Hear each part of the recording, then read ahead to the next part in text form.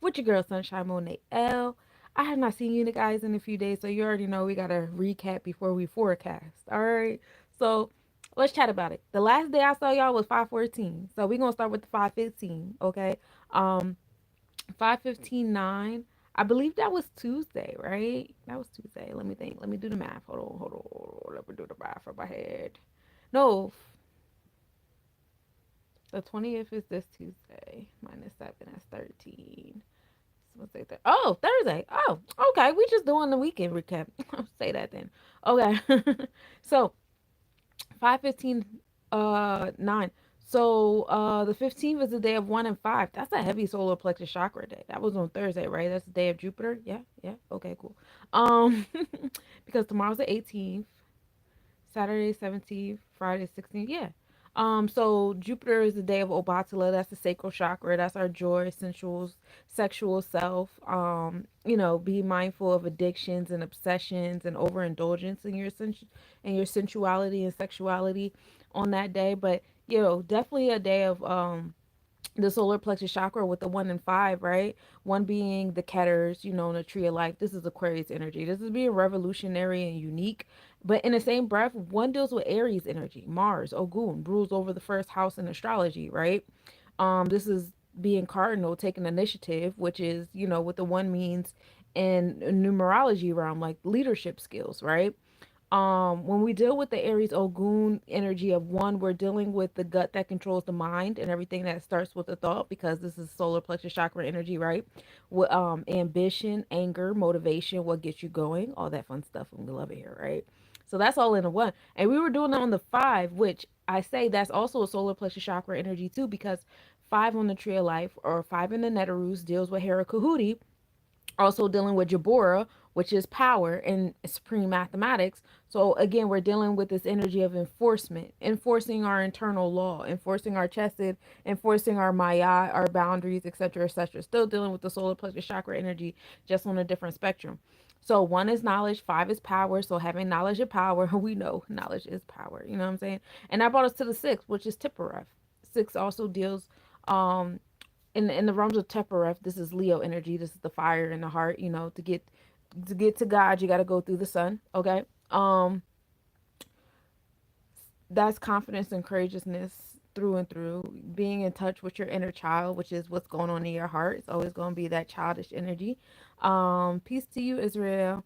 And then 6 deals with your in astrology. This is Virgo energy. Virgo rules over the 6th house. This is health, wellness, daily routine, moral and integral code, what you're teaching and what you're learning. And a lot of that comes from, knowledge, taking initiative with the solar plexus chakra. So when you're in that space of enforcement, it's going to put you in that space of working on your health, wellness, daily routine, moral and integral code. Temperef in supreme mathematics also is equality. What you put in is what you get out. So what you're enforcing upon yourself, what you're enforcing, in your space, you know what I'm saying? That's what you're going to get back. Okay. To get to God, you got to go through the sun. Can you elaborate? Okay. So Tippereth in the tree of life is the Sephiro. I don't know if you guys ever seen the image of the tree of life. It got 10, spheres on it. But Google that up real quick. We in the Hebrew, spirituality with it, right? Hey, bubblegum. So Tippereth is the fire that's in the heart. I know you guys seen the image with the heart and it's on fire, and sometimes you see images of the Jesus like figure with the heart on fire or whatever. That's all in alignment, right? There's so many different ways to interpret the Bible. Astrology is one of the interpretations, and they look at Jesus as the Son, Sun, but also Son. It's a play on words. You know what I'm saying? We love our homonyms or whatever.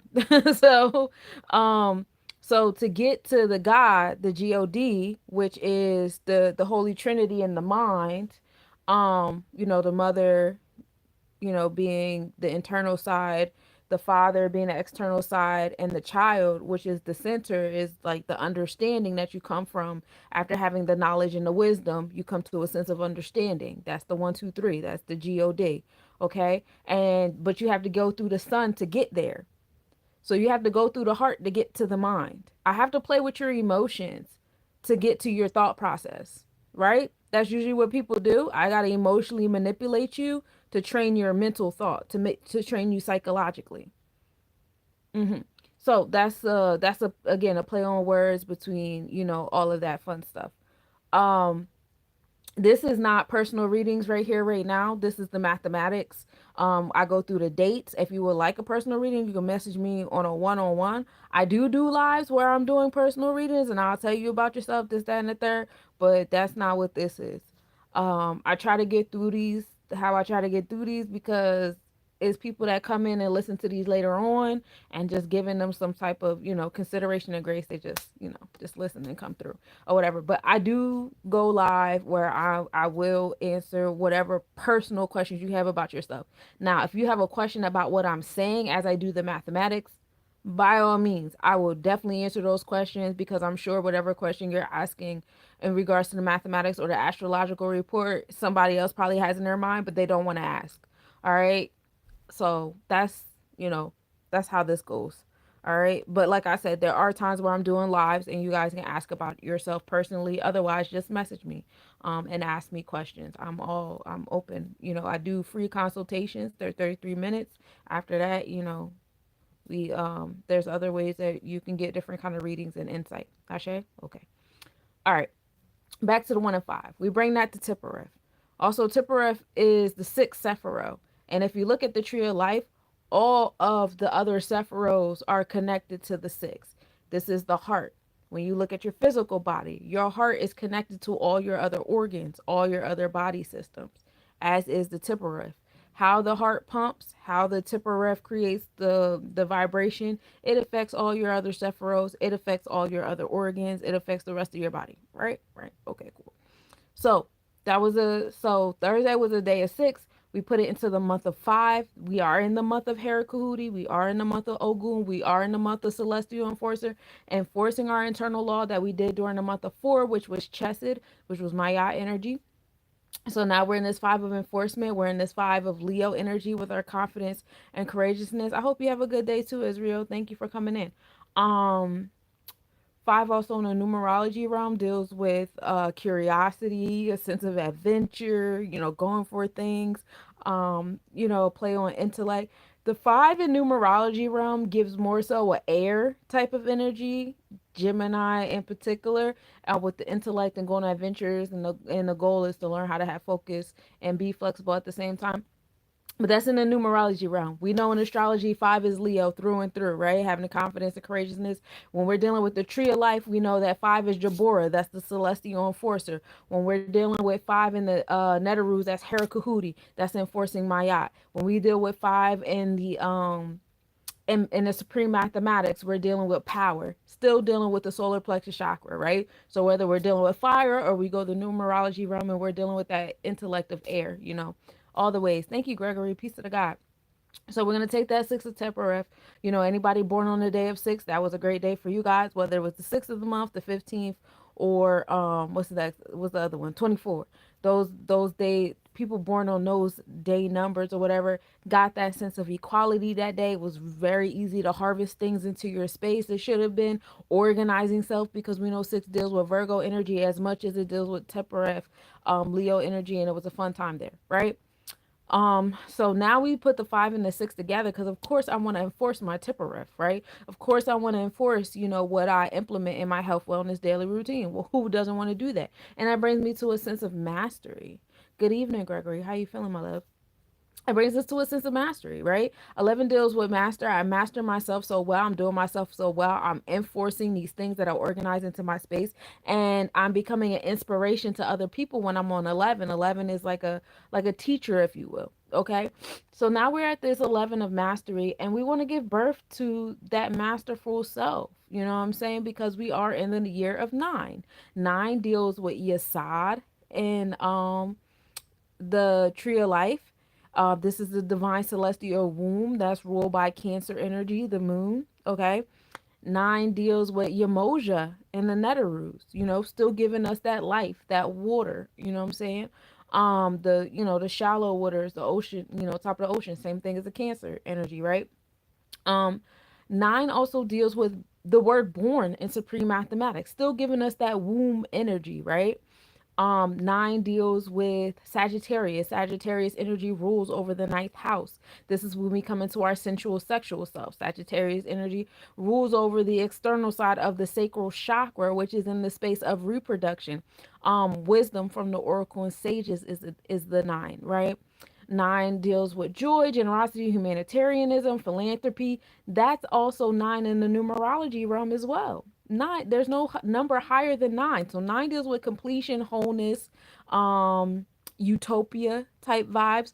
The thing with nine is learning that what's a utopia for you is not necessarily a utopia for other people. And it's just learning how to coexist, have that humanitarian type mindset rather than, oh, well, since this makes me happy, this should make the whole world happy and all of you guys should want things this way. We don't like when other people implement those kind of mindsets on us. We have to be mindful as much as we believe that what the way we want things is awesome because we're putting so many different kind of people in consideration, except for those people who don't want to live that reality.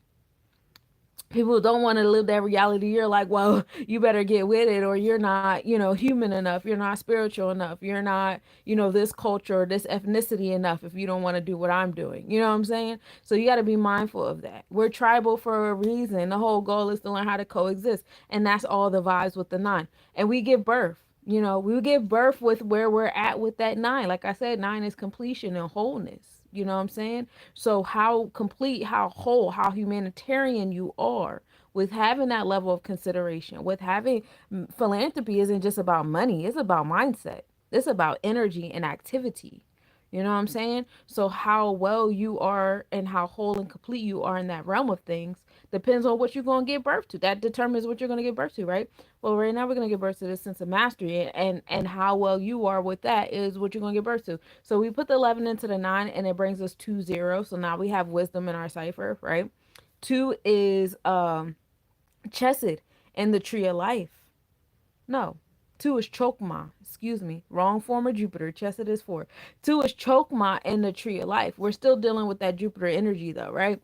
Chokma is wisdom. This is when we get the knowledge from the Ketters. 1 was the Ketters. 2 is the wisdom because now we're exercising the knowledge that we received.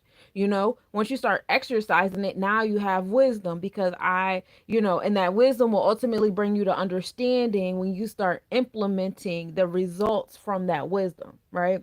But wisdom is about expansion and abundance. When you're doing the meditation from your 10th Sephiro all the way up to the first, what you'll realize is 3, that sense of understanding is more about restrictions and limitations and guidelines. You know what I'm saying? But when you get to that 2, that chokma, that Jupiter energy, now you're in a space of expansion and abundance. There are no lines to color in or out of. Everything is together. Everything is one. Because once you make it up to the Ketters, oh man, everything is like really for real one. There is no good or bad, right or wrong, evil and righteousness. There's no, oh, you're this and that. There's no discipline. There's no discipline up there. That's why Ketters is associated with Aquarius. It's just society. There's no lines in the mud. There's no sins. There's no divisions. There's nothing. This is where the universe is, and this is where the universe answers. And that's why you people be like, oh, like why do evil people, why do bad people, why do not so good people, why do they get these things? Why do they boo boo boo boo? Because the universe doesn't know good or bad, evil, right or wrong. The universe goes where it's called. And if your vibration is on the vibration of reception to what you ask it for, you're going to receive it. That's it. You know what I'm saying? If your vibration ain't on that level, you're going to receive whatever your vibration is on, regardless of what, words are forming out of your mouth. Because the universe doesn't speak English, Spanish, Mandarin, Portuguese, or whatever. The universe speaks vibration. You know what I'm saying? And so, be mindful of that. Hey, Rob, peace to the God. Peace to y'all over there on TikTok as well. Thank y'all for tapping in. So, be mindful of that. Okay. So that's what we have with the 2, with the wisdom in our cipher. 2 also deals with Taurus energy in the astrology realm, right? Because Taurus energy rules over the second house. Now we're in Venusian vibes. Taurus deals with what you prioritize and what you value. What do you find beauty in? Where's your sense of beauty? Creation, the balance between your emotions and your wealth, your business building self. How you obtain and maintain wealth, how you obtain and maintain and sustain facets of love. Forgiveness is a big one too. Self-esteem is also a big thing, because that should definitely be a priority. It's something you value as yourself more than anything, you know what I'm saying? But some people don't, and that's all in the Taurus. You know what I'm saying? That's fixed earth vibes. Okay, so yeah, so we have wisdom, we have chokma, we have obatala, Jupiter energy, uh, we have the Venusian vibes. I did everything right. Two in the numerology realm deals with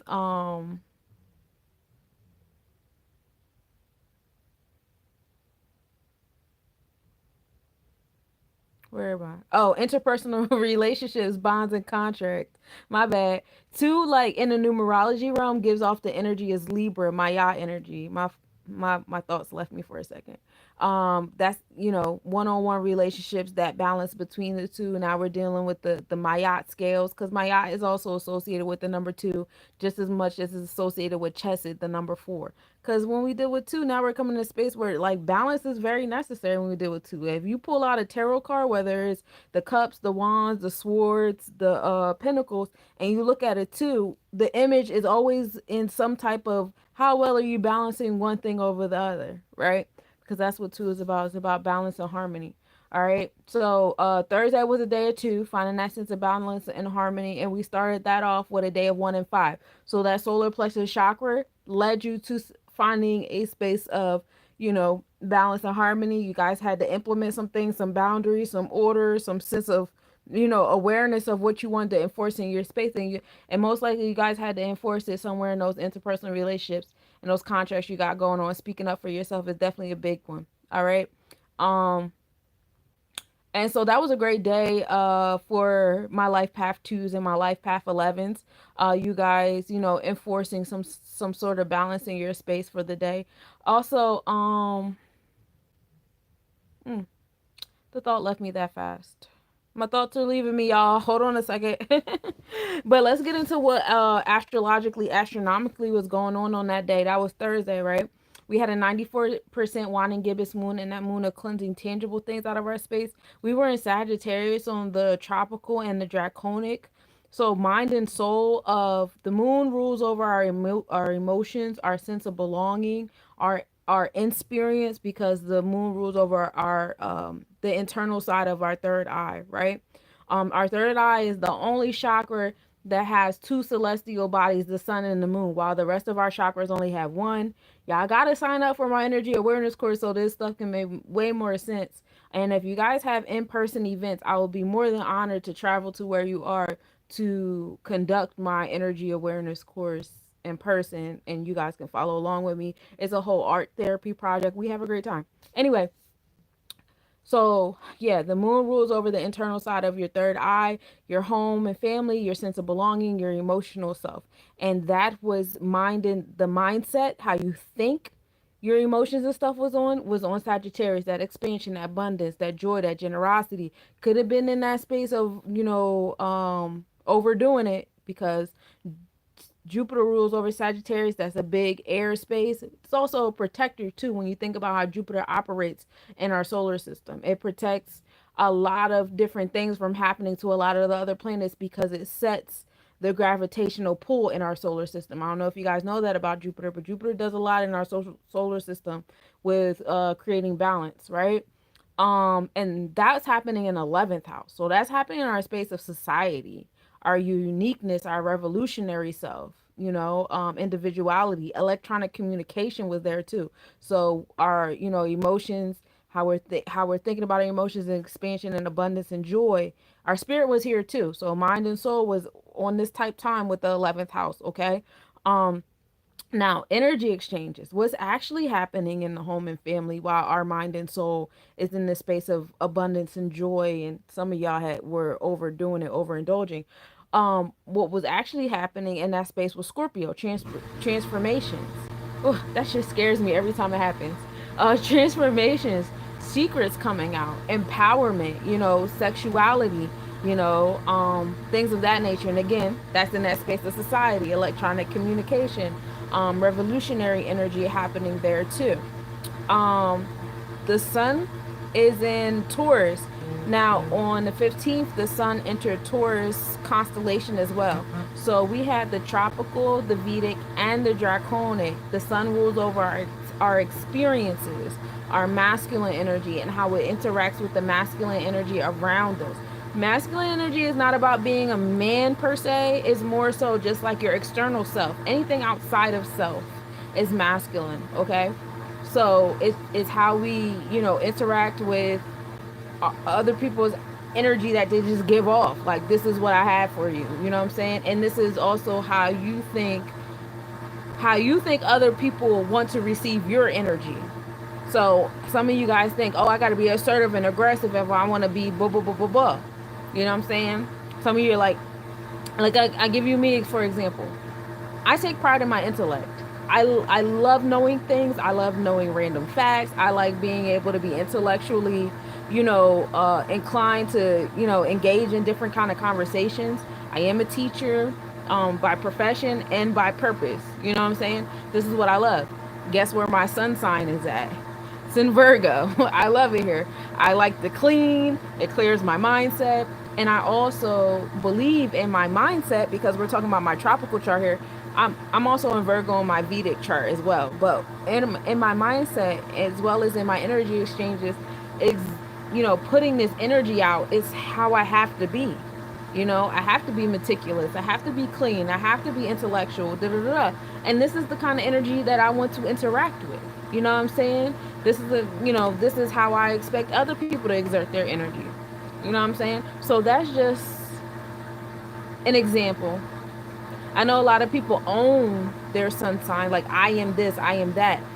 The sun sign isn't so much who you are as much it is these are the kind of experiences you have, and this is the kind of energy you exert off because this is how you appear to be. This is how you want to appear to be. Now your rising sign is more so like your auric body. You know what I'm saying? Your vibration, if you will. But anyway, let's come back to the sun. So the sun was on in Taurus energy on the mind, body, and soul. So we were thinking Taurus energy, about, priorities, what we value, material things, business, wealth, emotions, love, forgiveness, facets, all the different kind of facets of love, beauty, creativity. Agriculture is really big here because this is where the flowers come into play. We're a few days in after experiencing the flower moon, so now we're watching flowers bloom. Some of you guys have been experiencing the rain so that the flowers can bloom, all that kind of fun stuff, right? Energy exchange on the same type time. So is us spiritually. We're in the fourth house with it. So this is the house of home and family, our sense of belonging. Fourth house is ruled by Cancer energy. That's the moon. That's our feminine self. That's our internal third eye. That is so loud. Hey Hurst, peace of the God. And so, we're starting to prioritize and value what it is that we want in our home. How we want our home to be. Some of you guys are beautifying your home, new furniture, new art, new different things. It's whatever you prioritize though. Whatever you prioritize is going towards that sense of, helping you with your sense of belonging. Like, oh, I want to belong in these kind of rooms. I want to belong in this kind of profession. I want to, because again, Taurus is dealing with, but not just emotions, and love, but also dealing with business and wealth. So where do you want to belong in those two realms? How are you prioritizing the different, details in those two realms? You know what I'm saying? But that's all the connection with the sun and Taurus on all three levels in the fourth house. Now, usually we have the sun and Taurus on the tropical, Vedic, and draconic for a few days, but actually this time around we only had it for a few hours. The sun was not playing in that transit, and we'll get to that in a moment. Pallas had the best AM visibility of the year. Pallas is an asteroid in the Kuiper belt, which is the little asteroid belt between Mars and Jupiter. It is some theories that, that actually was a whole planet at one point and it, turned into like a bunch of little asteroids and stuff like that. Um, that's not a far-fetched thought. It's something about all the asteroids being in that area that creates some sense of like balance in our solar system between Mars and Jupiter. So I think that's pretty cool. That's a thought. But yeah, let's and then, as above, so is below, because when you think about it, right? You have all these little asteroids in between Mars and Jupiter, but then when you look at Earth is on the map as we know it, and we know that there's way more like different things that we're not, accustomed to. Excuse me over there, don't meet me. But if you look at our map as we know it, we have like a little belt of like islands, right? We have the what the hell, man? We have like the Caribbean islands or whatever. Yeah, we have like a little belt of islands between our continents, you know, between like north and south, like our equatorial type of uh islands. And so that's like a really cool alignment, between like the Kuiper belt. And of course we have islands on other spaces, scattered about. Same way we have asteroids and satellites, which are like moons, scattered about our different planets. Saturn has rings. I'm pretty sure at some point in time we're going to realize that there's a lot of other planets that have rings as well. We're just at a funky angle to be able to see them. Um all that different kind of fun stuff. But those are different kind of theories that I have. I like to think about it a lot. And then, like, thinking about your body, and, you got like little asteroid like situations in between like your major organs as well. That we don't, I won't say we don't think about, but it does bring like a lot of different detail. And that's what asteroids do. They bring detail to the major planets, you know, just like the islands bring detail to the different, continents, and so on and so forth, as within, so without. Anyway, Pallas is an asteroid. It deals with your genius like quality that you be hiding, that you need to get into. You know what I'm saying? Um, the north pole of the moon was tipped into view at 6:33 a.m. The max declination of the current moon cycle was at 2:31 p.m. So the moon was as low as it's going to be during the current moon cycle. So now you're going to start seeing the moon ascend and get higher and higher into the sky.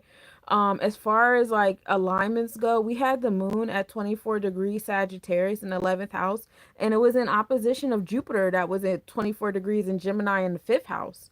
So, we had like that magic wand going on where you could have your hand on moon, which is sense of belonging, your emotions, home and family. And it could have been going out towards Jupiter, which is expansion, wisdom, abundance, and philanthropy. You know what I'm saying? Let my emotions project me to that generosity and expansion. Or you could have had your hand on Jupiter saying, okay, I got this, this joy, this generosity. Let me expound on that into my emotional self, my home and family sense of belonging. Um, the moon was in 11th house, that revolutionary energy, Aquarius, society, etc., etc., while Jupiter was implementing that Gemini energy, that intellect, learn how to be focused and flexible at the same time, towards the 5th house, which is Leo energy, your creativity, and things of that nature. Now, on the on the Vedic chart, the moon was at 0 degrees Sagittarius, while Jupiter was at 0 degrees Gemini. So even though we're in this, even though we're in the third, why does why do the things keep leaving me? Even though we're in the mutable energy, which is like the third section of the 30 degrees, and the thank you for subscribing, Bubblegum. I appreciate you. So each zodiac has 30 degrees. The first 10 degrees is cardinal. That's the initiator of this. The second 10 degrees is fixed. This is the fixed area of the zodiac. And then you get into mutable. So even though on the tropical chart we're in that mutable space, in the Vedic chart we're in cardinal. We just starting actually at the 0 degree. And so the Ayana Masa, which is the difference between the tropical chart with the 12 zodiacs and the Vedic chart, which is when we get into constellations, is 24 degrees. So if you ever just want to know how to do the math in your head when you're looking at your chart, you would say, "Oh, okay, my like just here, like the moon is at 24 degrees Sagittarius. That's what it is on the tropical chart. Now, if I want to know what is on the Vedic chart, I would just subtract 24. Oh, it was at 0 degrees. It's really that simple. And you can double check on your charts or whatever if you don't believe me, that's fine. But the eye in the masa has been changing, you know. It's been getting wider and wider over time. We're currently at 24 degrees, which is basically almost a whole zodiac. We're 6 degrees away from there being a whole zodiac difference between the tropical and the Vedic chart. And you guys feel that now, right? Mind and soul is in two different places. Um, and well, mind and experiences, I'm sorry, are in two different places, to where like your mind is like really dissociated and separated. And now we hear a collective saying that they don't even want to deal with the tropical chart anymore, or how come we can't adjust the tropical chart to be more present, you know what I'm saying, to the Vedic chart or the constellation chart or whatever, what have you. And so those conversations are coming because now there's a realization and an awareness that there's a big separation between the mind and the events going on, right? And we also see that in our everyday life.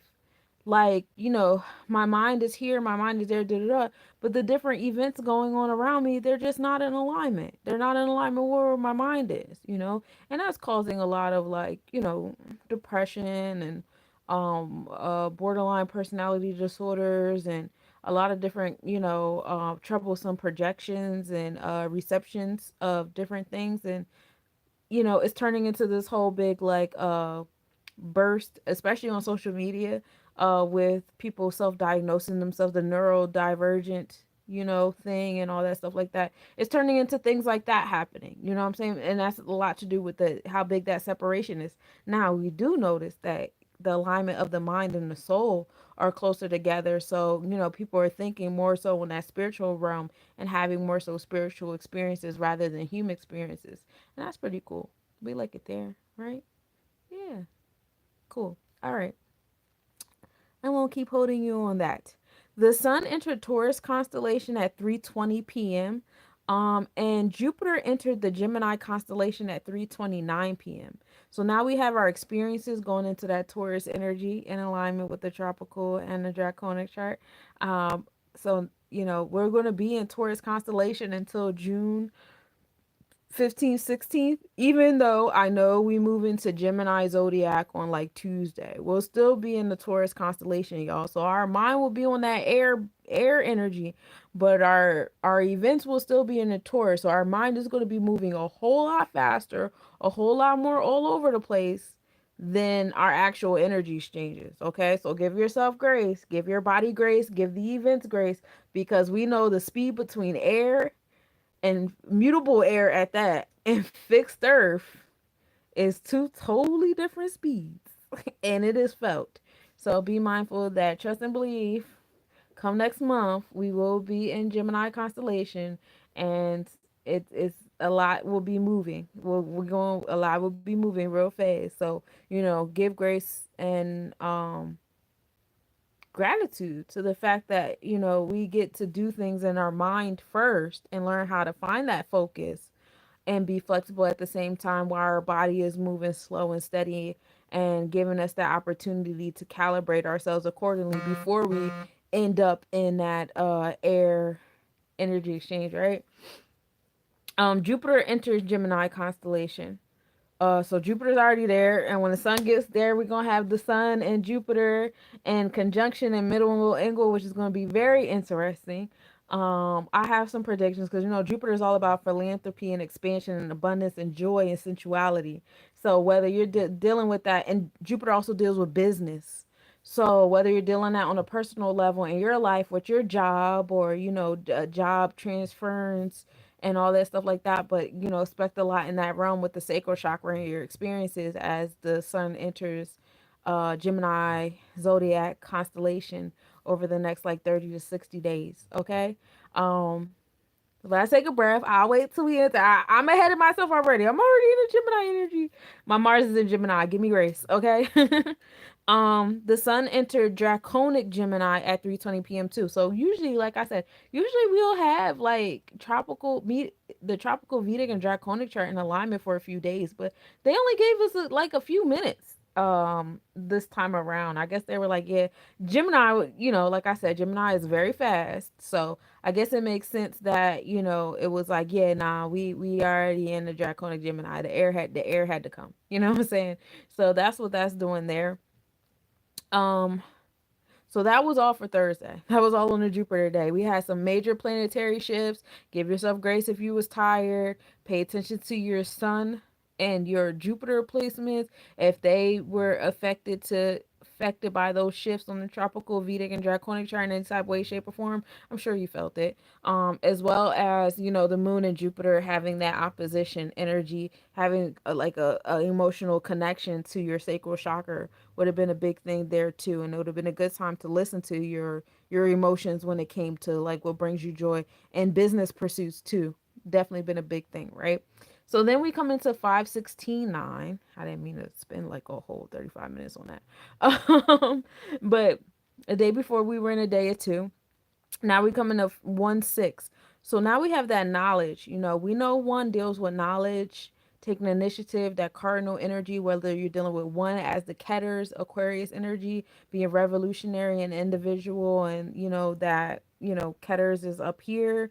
This is the non-physical space, those downloads we get from spirit, right?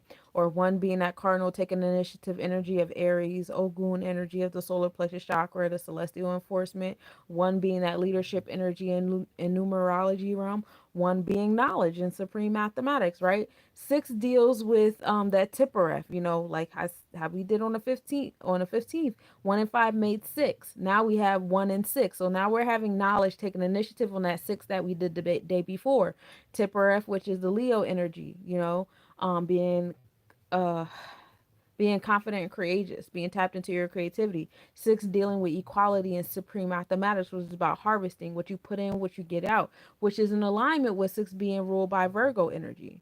Health, wellness, daily routine, moral and integral code. The sixth house is the house of disease, because what you put in is what you get out. And more times than not, people are not consistent with what they put in.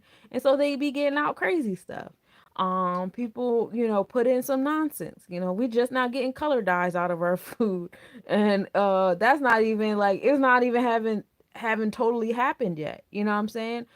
We don't really put too much. I'm not gonna project on everybody, because that's not fair to the people that are actually doing the work. But the generalization of human behavior altogether is people do not put in good things. They just want out good things. And that's why 6 is the house of dis-ease. Because it's showing where the dis-ease lies. Where's the imbalance? Where's the inequality? Where are we slipping up in the realm of harvest, right? So now we have the knowledge. We're taking action on that 6 that we got the day before from doing the 1 and 5. And so the 1 and 6 comes together and makes what? 7. So 7 was a great day for people born on the 7, whether it was the 7th, the 16th, or the 25th of the month. Friday was a great day for you. 7 is also good because 7 deals with net talk, which is what is it? Het Heru, right? 6 deals with Heru. That's Leo energy. That's the sun, Tippereth. And now we get into 7. That's Het Heru. That is Venus. That is the celestial designers making things pretty and beautiful and creating in our space. Okay. 7 deals with Libra, the Ober scales. That's balance, harmony, law, justice, truth, and righteousness, right? Interpersonal relationships, bonds, and contracts, and finding balance and harmony in those. Yeah. 7 is God and supreme mathematics. When the Mayat scales are even, of course, we're closer to God, right? And that's the kind of life we want to design in our space with that Heru Netzach energy. Cool beans. So we're going to take that 7 and we're enforcing it. Of course, I want to enforce this 7. I've been working on this. I've been working on that 6 for 2 days. I was working it on a day of 1 and 5, and now I'm working on a day of 1 and 6. I got the 7 now. It's bringing me to this balance and harmony. Yeah, I'm enforcing that, John. 5 is the number enforcer. It's the number of Hera Kahuti. Um, so now that brings us to 1 and 2. So now I have knowledge and wisdom, right? Because 1 is knowledge, taking initiative, cardinal energy. 2 is wisdom. We've exercised the knowledge. Once I have the knowledge and I've exercised the knowledge, it's bringing me to understanding. That's 3, because 1 plus 2 equals 3. All right. So now we're in the space of understanding. We have come to a conclusion. I always use, for those of you guys who just came in here, never been here before, I always use the scientific method as an example, right? I have this knowledge. I have this aha moment. I have this thought. I have this question. Now I'm going to do the experiments to support or contradict that knowledge, that question, or whatever, right? That's the wisdom. Now I'm coming to my science. Now I'm coming to my conclusion after my analysis, my observations or whatever of the experiment, right? Of the knowledge. That's my Bina. That's my understanding. That's my three. Okay? That's the one, two, three. That's the God. Okay? One, two, three. So now I'm in the space of understanding. I've come to the conclusions. I'm grounded. I'm in my Saturn because Saturn rules over Bina, understanding energy. This is the root chakra. Root chakra gives us the challenges, the exercises to give us the strength that we need for order, discipline, and boundaries. That's what three does for us. Three is the order, the discipline, and the boundaries. And we got them from our wisdom, exercising our knowledge. And that's not always a pretty experience, right? It's not. But it's all about how you receive it. And that's why I love that the second Sephiroth is ruled by Jupiter because it wants you to be optimistic, even through adversity, even through trials and tribulations. If you stay in this space of optimism and generosity, you're keeping your vibration to a certain level to where, when you get to that space of understanding, you're not moving from a traumatized point of view, but more so an empowered, strengthened point of view because now you have all this knowledge and wisdom that brought you this sense of understanding. And now you can share this discipline and the order and how you obtain your resources and stuff like that. Otherwise, y'all be doing root work and be trying to, you got to go back to the root of the issues. Whether you're doing, healing through the Netaroos and the Tree of Life, or you're going to a psychologist, or you're going to a root worker. You know what I'm saying? You got to go, let's go back to your childhood. Let's go back to the first time you felt this way. Da, da, da. Now you're calling your challenges traumas and abuse and this, that, and the third. And that's because of what you were doing with your wisdom. Where was your optimism when you were going through these things? You know what I'm saying? Um, that definitely heavily affects your understanding and how you express your understanding, how you carry your understanding, and everything like that. And that's why you can hear some people be saying some crazy shit they've been through, but they say it with such, I won't say such joy, but it's just like this level of, optimism. It's like, dang, you went through mad shit. Why the fuck? You should be like in a ball crying right now. Why are you explaining it so like casually and stuff like that? That's a choice. That's a choice. I could choose to be traumatized. You know what I'm saying? And then I would have to do all this root work, uprooting all that shit. Or I could choose to say these things happened and they gave me strength and they gave me understanding of life and how to conduct myself and how to do these different things. Hey, Mr. Nobody. So, you do with that what thou will. All right. So we have the seven, we have the five. We brought it together and got it to understanding. Of course, we want to give birth to this. I just went through this understanding so intricately and detailed. Yeah, we gonna give birth to this joint. Nine is the number of Yesod, Yamoja. This is Cancer energy. This is the celestial womb. Nine is the number of giving birth in supreme mathematics. We are in the year of giving birth, right? Nine deals with Sagittarius. This is Jupiter energy. Jupiter rules over the sacral chakra. What does the sacral chakra associate with? The reproductive organs. Still giving birth, okay?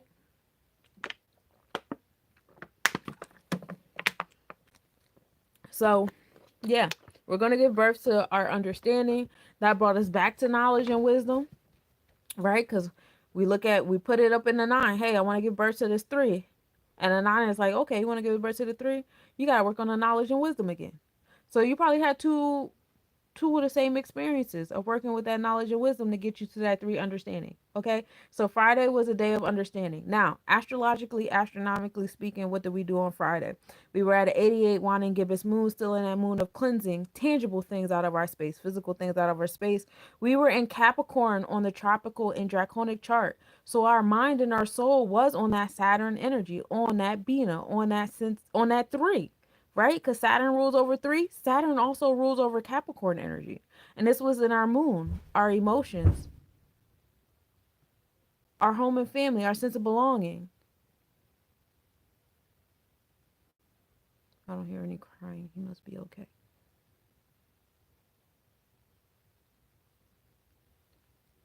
Um, yeah. So it was in connection with the moon. Our energy exchanges were on Sagittarius energy in the home and family.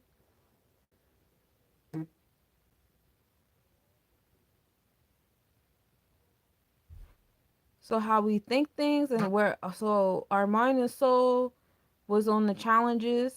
And this is why I came into, like, how you choose to absorb the different challenges affect like your mental space. You know what I'm saying? How you got strengthened. Did you get strengthened as a victim? You know what I'm saying? Are you walking around calling yourself a victim, saying this person did this to me and that person did this to me, and now I don't trust people, and now I stay to myself, and now I don't have any female friends, or now I won't date anymore, or now I don't like these kind of people, and now I don't rock with Leos, and now I don't do this and I don't do that. Like, that's all your sense of understanding, right? That's all Capricorn, that's Saturn, that's Bina, that's the three, right? Right? Um and that's a choice how you put that out there. And our energy exchanges of home and family were in Sagittarius, so it was trying to give y'all that choke mind, it was trying to give you that expansion and joy and optimism, but it depends on where you were at with that Capricorn on the mind and soul. That was happening in the 12th house, so that was the house of ending. So hopefully during that space of time you guys put an end to some of that victimhood, or however way you've been like internalizing some of those Saturn Capricorn three energies, and your understanding of certain things. Hopefully some clarity came in and brought you some sense of expansion, abundance, wisdom, and optimism. The sunrise was at 5:42, setting at 8:09 p.m. We were in Taurus on the tropical, our mind and our energy exchanges, tropical and Vedic. We were in Taurus energy. On the Draconic chart, we're in Gemini. So our soul is already in the airspace of being flexible and focused at the same time, in that space of intellect, um, being adaptable. It could be fickle. It depends on how balanced you are in that Gemini energy. Togetherness, community, communication. So your spirit is already walking in a room, shaking hands, building on that community, communication, and all that like traveling and stuff. And that how the sun is still in the giving us the experiences in the fourth house of home and family, sense of belonging and emotional connectivity. The moon in Cos Borealis, where it was in conjunction at 4:04 a.m. The moon was 3.7 degrees south. Minimal angle at 6:34 a.m. The moon was 3.6 degrees south southeast, and we were able to observe that at 4:54 a.m. with a 3.7 degree south separation. Now, Cos Borealis is a star in the Sagittarius constellation. It has the electromagnetic field that is equivalent to Jupiter and Mars, which is the expansion and abundance and the generosity to your solar plexus chakra. You're like enforcing that in your space, right? And Mars is about the enforcer. Mars is about ambition and being motivated.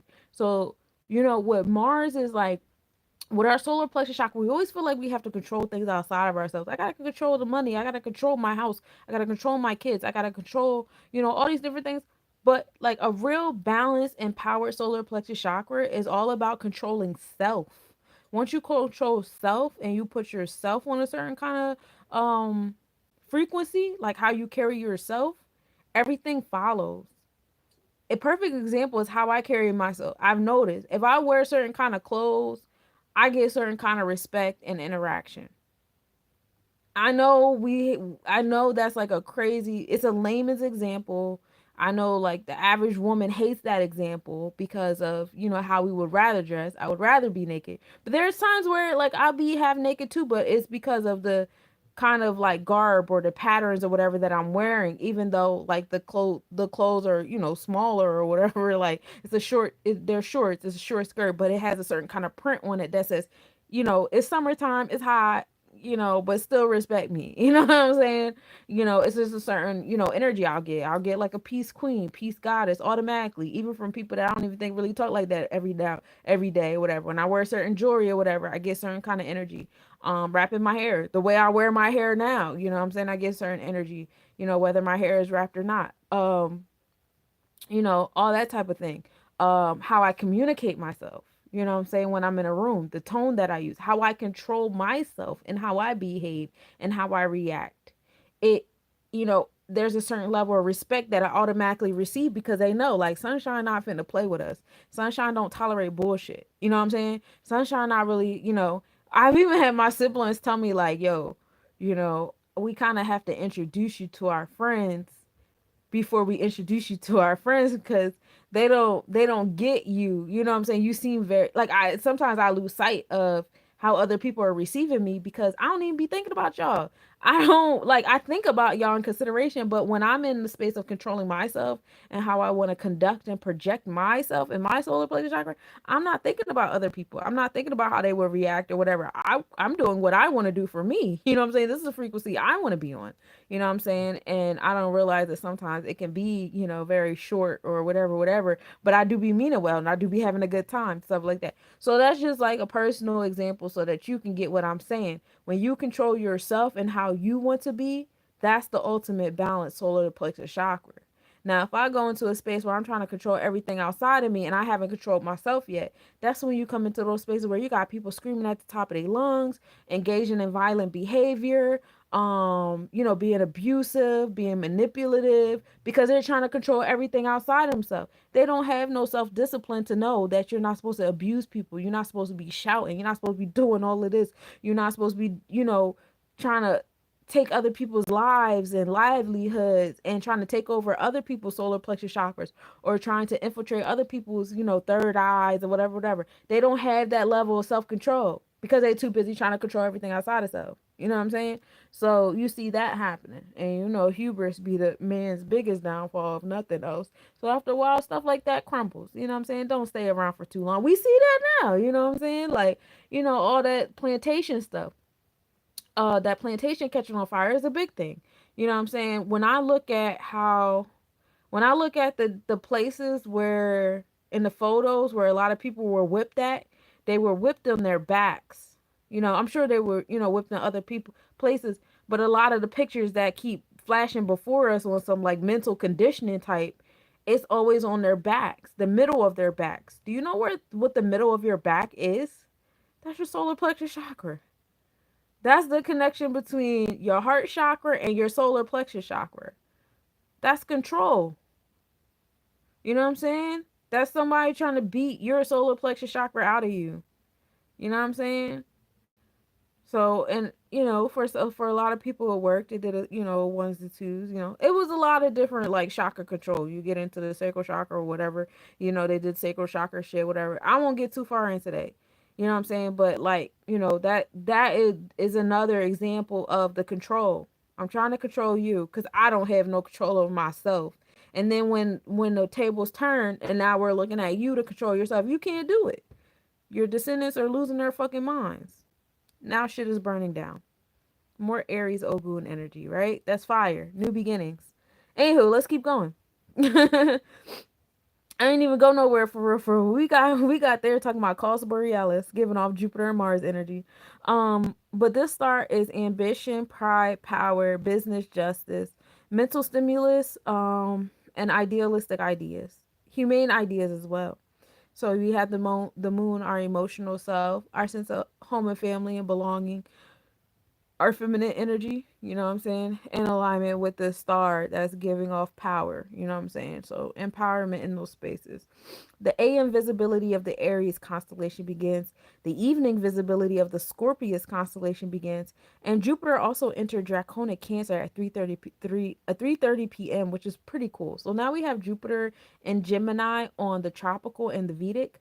So mind and body, mind and events is on Gemini, community, communication, being focused and flexible at the same time with that expansion and abundance, joy and optimism, right? And now on the spiritual level of Jupiter, that expansion and abundance. Hey, Green Eyes, how you doing, love? Now that's in Cancer. You know what I'm saying? That's in that internal third eye. That's in that home and family sense of belonging. That's in, having the sacral chakra in the third eye is like a big deal. Expansion there, heavy. Um, so then we come into 517. That was today. Happy Saturn Day, y'all. Today was a day of, Saturn Day is ruled by Bina. Today was a Sabbath. It was a day of rest. I think this is like one of the first Saturdays. I don't lie. I didn't totally rest. You know what I'm saying? But like this was the most rested. This was the most like layman's Saturn Day I've allowed myself to have consciously, and it was cool, to have a day that wasn't about like, "Ugh, I gotta do stuff for my business, I gotta figure out how to make money, I gotta do this, I gotta do that." It was just kind of like a mindset like, bro, I worked all week. I work 5 days out of the week. I should not I should not be spending my two little baby days worried about some shit that should be handled Monday through Friday. especially if I'm showing up and I'm doing what I got to do. You know what I'm saying? Um, I'm controlling me. You know what I'm saying? I'll let everything else control themselves accordingly. Anyway, it was a great day. I hope you guys enjoyed your Sabbath. Um, but now we have 1 and 7. So, yesterday was a day of 7. We had, yeah, because 1 and 6 make 7. Now we're coming into that 1 and 7. Now we're having knowledge, taking initiative, taking action on that 7. Knowledge of God and supreme mathematics. Taking initiative with that creativity, creation, with the Ketters and the Netzach, getting the downloads on the celestial designing. You know what I'm saying? With that alignment. Um, it brings 8. That brings transformations. When we take action on the celestial designing, yeah, it's going to bring transformation. It's going to bring empowerment. It's going to bring death to some things and birth to other things. It's going to make secrets come out. Certain things come out to the forefront. It's going to make certain other things kind of more down into the darkness of things. You know what I'm saying? 8 deals with Scorpius energy. 8 is building and destroying. In supreme mathematics. Mm-hmm. 8 deals with Pluto. This is underworld energy. We're going into the underworld. All the water signs deal with the unknown, going underwater in some type of level, shape, or form. If you notice, Cancer is like the surface of the ocean with Yamoja. It's still unseen. It's still, feminine energy is hidden. When you think about the feminine reproductive organs, everything is inside. While in the man's body, a man is the personification of masculine energy because everything is outside of their body. You know what I'm saying? You can see their reproductive organs. Whereas a woman's body is a personification of feminine energy. Everything is inside of our body. So it makes a lot of things hidden. Okay? So that's more so water. You know what I'm saying? So you got your mojo on the surface. It's still hidden to a certain level, extent or whatever. That's the cardinal water energy, right? That's where we first start off. Then we get into mutable waters with the Pisces. So now we're further into the water. That's Olukun. So that's still deep waters though. Don't get it twisted. That's deep. That's still deep waters. And then we have Scorpius, which is fixed water energy, and that's like off to the distance. You know what I'm saying? That's the underworld. You know what I'm saying? We're in a whole different realm now. You know what I'm saying? Now we're dealing with a whole, we're not even on Earth no more. We're somewhere else. We're in a different entity. You have to die to get to this level of water. You gotta die, be born again, die and be born again. But you have to go. You have to go down there to get to that level of water, right? So there's levels to it, and that's where Scorpius is with that. um, I swear that shit startles me every time it happens. I don't be ready because it's so random. So now we have the day of 8, right? This is a great day for people born on the 8th, whether it's the 8th, the 17th, or the 26th of the month. This is a great day for you, for your empowerment. 8 deals with business in the numerology realm. Standing on business, getting some business things in order is a big thing too. So a lot of planning and organization you can do, empowering yourself, meditating, doing some type of water meditations, playing in the bathtub, whatever it is you want to do. Just remember it's also a day of rest. It's not so much as a day as, hey, peace. It's not so much a day of like, I gotta work, I gotta work, I gotta work, as much as it is of like, attracting, doing solar plexus chakra type vibes, because 8 is Scorpius energy, which is the external side of the solar plexus chakra. 8 is also Sebek. Now Sebek is the celestial technician, in the Netherus as well as in the Tree of Life.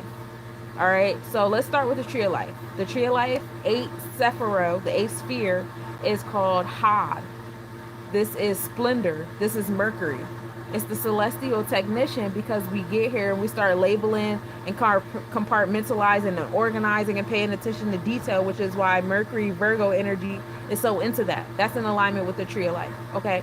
When we deal with the Netherus, 8 is Sebek. Still same thing, labeling, organizing, whatever. It's just two different names for the same sphere or whatever. So that's where the business side of things is at too, right? So we're gonna take this eight, this building and destroying, this empowerment, the technicians where we learn how to compartmentalize people, places, things, situations, ideas, entities. It's great here, right? And we're gonna put that eight into the month of five. We want to enforce that eight, right? We want to have that Leo energy, the confidence and courageous. We want to have power with that eight, right? So that five and eight come together and make 13. So now we're at this karmic number.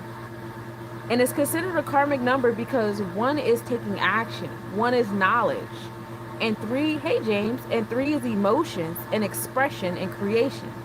And when we put those two numbers together, it's very difficult to take initiative with how you feel and how to express what you know in a world where it's like you have to think like us. You have to talk like us if you want to be, a woman, an adult, a person of color, a white person, an American, a this or that. You have to think like the herd. And that's coming from Pisces. When we're in the age of Pisces, think about fish. We have the school of fish, right? And that's a survival tactic. It's like a herd immunity, a herd mentality. You know what I'm saying? It's a survival tactic because if all the fish swim together like a school of fish, it looks like a big fish. It looks like, whatever confusion, if they start swimming in different places, the sharks or whoever's trying to eat them get confused. They get up, whatever. We don't know. I don't know what their eyesight looks like, but we know, that school of fish is controlling the currency together. Da, da, da. But when we get into, thank God, that was so loud. When we get into this age of Aquarius, it's more about being individualistic and revolutionary. It's not about being like, yeah, we're part of a whole, and that's what that, Aquarius caters, the power to be one with all, but still be an individual at the same time. You know what I'm saying? That's important. Um, oh, thank you. It still blows my mind how much you articulate yourself on what you know. I appreciate that. Are you still on POF? No. I moved to Meet Me because POF doesn't do the streaming anymore. I'm actually streaming on Meet Me right now. I'm on like three different platforms right now. But yeah, I'm on Meet Me. Once POF stopped streaming, I stopped going over there. I was only up there to stream. But yeah, so like 13 is a karmic debt number because when we think about like historically speaking, a lot of the different individuals that became a leader and was expressing, what they know, and it was revolutionary, right? Or, they took initiative on how they felt about different things. It was creating things, crazy stuff happened to them, right? You could think about people who, celebrated, the New Year's still on Aries. They was on that 13. Crazy stuff happened to them. Now we make jokes like, "Oh, it's April Fools." Okay. Um think about like, Friday the 13th. It's such an unlucky number. But think about the history of it. The Friday 13 is there's 13 moon phases, right? You know. Um and Friday is so not only is the moon feminine energy, Friday is also Venusian energy, which is also feminine energy. So when we had that alignment of numerology during a day a week, that was a big deal. What? Feminine energy, whatever, whatever. But anybody seen celebrating that Friday the 13th, crazy stuff would happen to them. You're a witch. What happened to people that were witches? What happened to people that engaged in this kind of behavior or whatever, right? So now that day is an unlucky day. 13 has become an unlucky number. It's all these little things going on to make people want to stay away from that 13 even subconsciously. Don't want to express what I know, especially if it's going against what other people are doing and stuff. I want to fit in, you know? So that's that there. Okay? But 13 ultimately comes together and makes 4. So however way you're doing what that 13 is going to bring you to Chesed. 4 is Chesed. 4 is Ma'at. 4 is the celestial blueprint. There's a blueprint you're creating. Whether you're forcing your 13 to sit underneath somebody else and do what they want you to do, da, da, da, or you're utilizing your 13 to be, revolutionary and unique, and you're expressing what you know, and you're taking initiative on how you feel, and you're creating the things, and da da da da. That's what's creating the 4. You know what I'm saying? 4 in supreme mathematics is freedom and culture. You know what I'm saying? Still bring you, to the same type vibe. What is your celestial blueprint? 4 is Chesed. in the tree of life. That's Maya energy. That's your internal law. You know what I'm saying? I know we have laws outside of ourselves that's uniform. Brings me back to that that Pisces monologue I just gave y'all. You know what I'm saying? That was a lot of the Mayat. That was a lot of the law or whatever. But we're moving away from that, aren't we? People are coming up with their own internal laws. You know what I'm saying? I don't want to be a part of those herds anymore. I don't want to be a part of those groups. I want to create my own thing. Now the thing with Ketter's energy, again coming back to that, is there's power to be one. You could be one. You could be as unique and revolutionary as you want to be with all.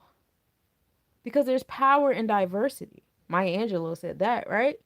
We must teach our children early in life that there is power in the unity of diversity. That's Ketter's, okay? Everybody is a puzzle piece. There is no puzzle piece like you. There are many puzzle pieces out here, but you are the one. And when you put those puzzle pieces together, you got a picture. If everybody's being the same puzzle piece, then what's fitting in what? You get what I'm saying? So that's what we do with that, okay? How did we get here? I don't know how we keep getting to these places. We had the 7 come into the 5 and made the 3. It was a karmic. We was in the 4. Okay, so now we're going to give birth to the 4 because we're in the year of 9. What do you know about the dog star? About Sirius star? I know that it's a star that influences our star in the summer, like the way the rotation goes. Um, there's actually, I believe Sirius star is a binary star. There's Sirius A, B, but I also read about a year or two ago that there's also a Sirius C. So, Sirius is not just one star. It's actually a cluster of stars. And during the summertime, which is why we call summertime dog days, um, it's when the Sirius cluster gets closer and closer to our sun, and that's what makes the summertime hotter. It's because our sun is being amplified by the Sirius star, and then during the winter sky, of course, the Sirius star, goes in opposition of our sun, and that's why it's colder. So it's not really our sun that makes it hot and cold. It's actually Sirius star. And was it like every 50 years or so? We have an occultation. I believe that's in what, like 2050 is the next time we'll have that occultation. The doggone tribe is really big on Sirius. I know a lot about Sirius star. But yeah. So coming back to this, we do want to give birth to our 9, do we not? We are in the year of Yesod. We are in the year of Yemoja. 9 is the number of being born. Where do I get the 9 from? Okay, so we're in the year of 2025. 2 is wisdom. 0 is cipher, which is our space. And then 5 is power, right? So we have wisdom in our cipher and wisdom in our power. We know that wisdom is the exercise of our knowledge. So we're exercising our knowledge in our space, and we're also exercising our knowledge in our power place, right? So 2 plus 0 plus 2 plus 5 equals 9. That's how we're giving birth. That's how we're manifesting. That's how we're giving life to things in this year of 9 by exercising our wisdom, okay? Exercising our power. This is how we give life. There's no number greater than 9. So after we finish this cycle, next year will be a year of 1. We'll be starting a new cycle. This is where you're getting the line in the mud when it comes to new earth and old earth and all those different things. Because we're in a year where it's time to give birth to where you're at in your solar plexus chakra. Some of you guys are still like, I still want employment. I want this. I want that. Some of you guys are in a space where I still want to upkeep capitalism with my ebooks and having business. Da, da, da. Some of you are like, hey, I want to say fuck it all. And I want to go live in the woods. I want to live off grid. I want to do this. I want to build communities, blah, blah, blah. Some of you are like, I'm going out of the country. Some of you guys are doing this. Da, da, da. And you're exercising your knowledge and you're gaining wisdom and you're sharing that wisdom in your space 2-0. And now you're sharing that wisdom with your sense of enforcement, with your sense of power. Okay? 2 plus 0 equals 2. 2 plus 2 equals 4. So when we have wisdom in our cipher and we come back to the wisdom, we're building on chesed. This is what I'm talking about. Everybody got their own internal law. It's no more, oh, we're all following the same laws of Mayat that somebody read so long ago. Oh, we're all following the same 10 commandments. Oh, we're all following the same parts of the Bible. Oh, we're all following, these laws over here. We can't even get the Moorish Science Temple to come together on the same set of laws, even though we all got the Circle Seven. You know what I'm saying? Everybody has their own thing, and we're coming back into this tribal space. You know what I'm saying? However, let's learn from history, because you know where we messed up at in history? In my personal opinion, y'all can, argue with me. It's cool. In my personal opinion, we messed up when we allowed those divisions to be it. It was like, okay, we're unique, we're different, we're tribal. Y'all over there, we over there. And I'm not saying this applies to everybody, because there were some tribals that were, in alignment. Um, but where was I going with that? In this space and time, it's like, let's be tribal, but let's be united. Let's learn. You had the United States of America. Why can't we have the United Tribes of the Americas, the United Tribes of Earth, the United Tribes of, whatever you want to call it? But if we don't, out of everything, we should learn that not to get stuck on the eighth Sephiroth. Don't get stuck on that space of separation and labeling and compartmentalizing. Bring it together for the big picture. The seventh Sephiroth is dealing with the celestial designer. You're supposed to design with those compartments, not just have them separate and then sitting in separate rooms and separate compartments. And that's how we should, and that's just my personal opinion. I'm projecting a little bit, and my apologies, because I know some of y'all like, nah, fuck that. I don't give a fuck about nobody else but these people that are like me. Okay, cool. I know there are some different tribes and stuff like that. It's like that. You're allowed to have that. I'm just saying where I'm at. Hey, Bree, how you doing, love? Do you believe this actual year they say we in? Um, it's not as much as a belief. I did do a whole like 2025 um thing on YouTube where I talked about this entire year. And I did that in January during the Gregorian New Year.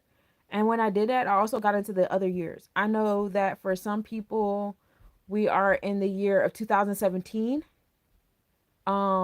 which is the year of one, which is ironic because one is the smallest number and nine is the largest. And if you think about the Gregorian chart, the Gregorian calendar back in 2017, what we were doing as a country, and then seeing it full circle, like the president, the massacres, the when we got the Pope versus now the Pope has passed. You know what I'm saying? The different movements that the Pope started in 2017. Now we have, these people on trial. A lot of these things coming out. The Me Too movement started around 2017. Look at where we're at now. You know what I'm saying? Different things like that. It's very interesting, but I know some people say we're in 2017. I think that everybody has an event in their life, in their religion, in their tribe, and that's where they base their years on, and they're entitled to that. You know what I'm saying? So, you have certain religions that have certain events, and they're like, well, based upon our religion, based on our culture, based on our, this is everybody's internal mayat. You know what I'm saying? Peace, L. This is everybody's internal mayat. This is everybody's internal law. You know what I'm saying? And I'm not here to debate anybody's internal, chesed. That's not fair, because I don't want nobody debating mine. I go with the year 2025 because I operate in the Gregorian calendar. You know what I'm saying? Like, I'm aware of the other years that we have. I'm aware, in the Ethiopian year, they go by, different in a different event. I think it's somebody who said we're like in the I have my notes. I think I have this note. Let me see.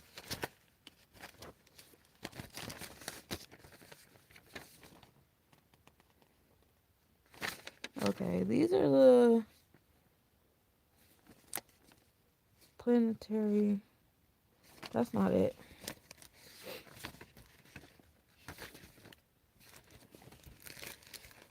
I might have this. No, I should have it.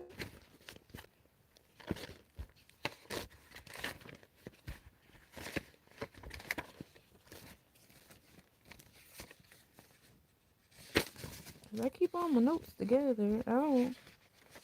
I don't get rid of them. Okay, okay.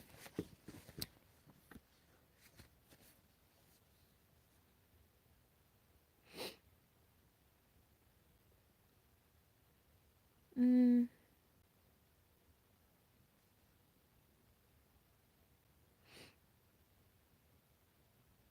okay, so Rome did the revision to our Republican calendar. The Gregorian solar calendar is evolved around Earth's movement around the sun, and that replaced Julian's calendar. It was the Julius Caesar calendar that was all over the place. This Gregorian calendar was supposed to clean up that calendar because he was tripping. Um, and then like even so, like the Great Britain and American colonists didn't adopt the calendar that we use today until 1752. Um, the Orthodox Church still follows the Julian calendar or whatever. The Islamic calendar um is lunar, which we know a lot majority, well, all of their holidays are based on, the moon phases and when the moon does this or goes there and does that. Um okay, on these I kind of just got into the different New Year days on these notes.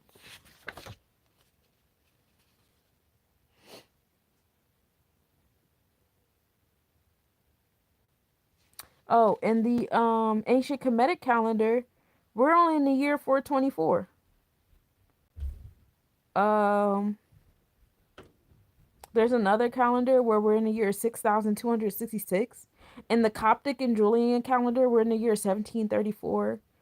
Like I said, in the Ethiopian calendar, we're in the year 2017. So, but like if you when you read about it, it's because of the different events for these different, cultures. Like the Ethiopian calendar begins at Christ's date of annunciation, when Gabriel visited Mary and said, Christ is going to be born, da da da. They start on that day. Whereas we start on the death, right? Like, it's the death calendar. Um, because we have BC and then we have AD, right?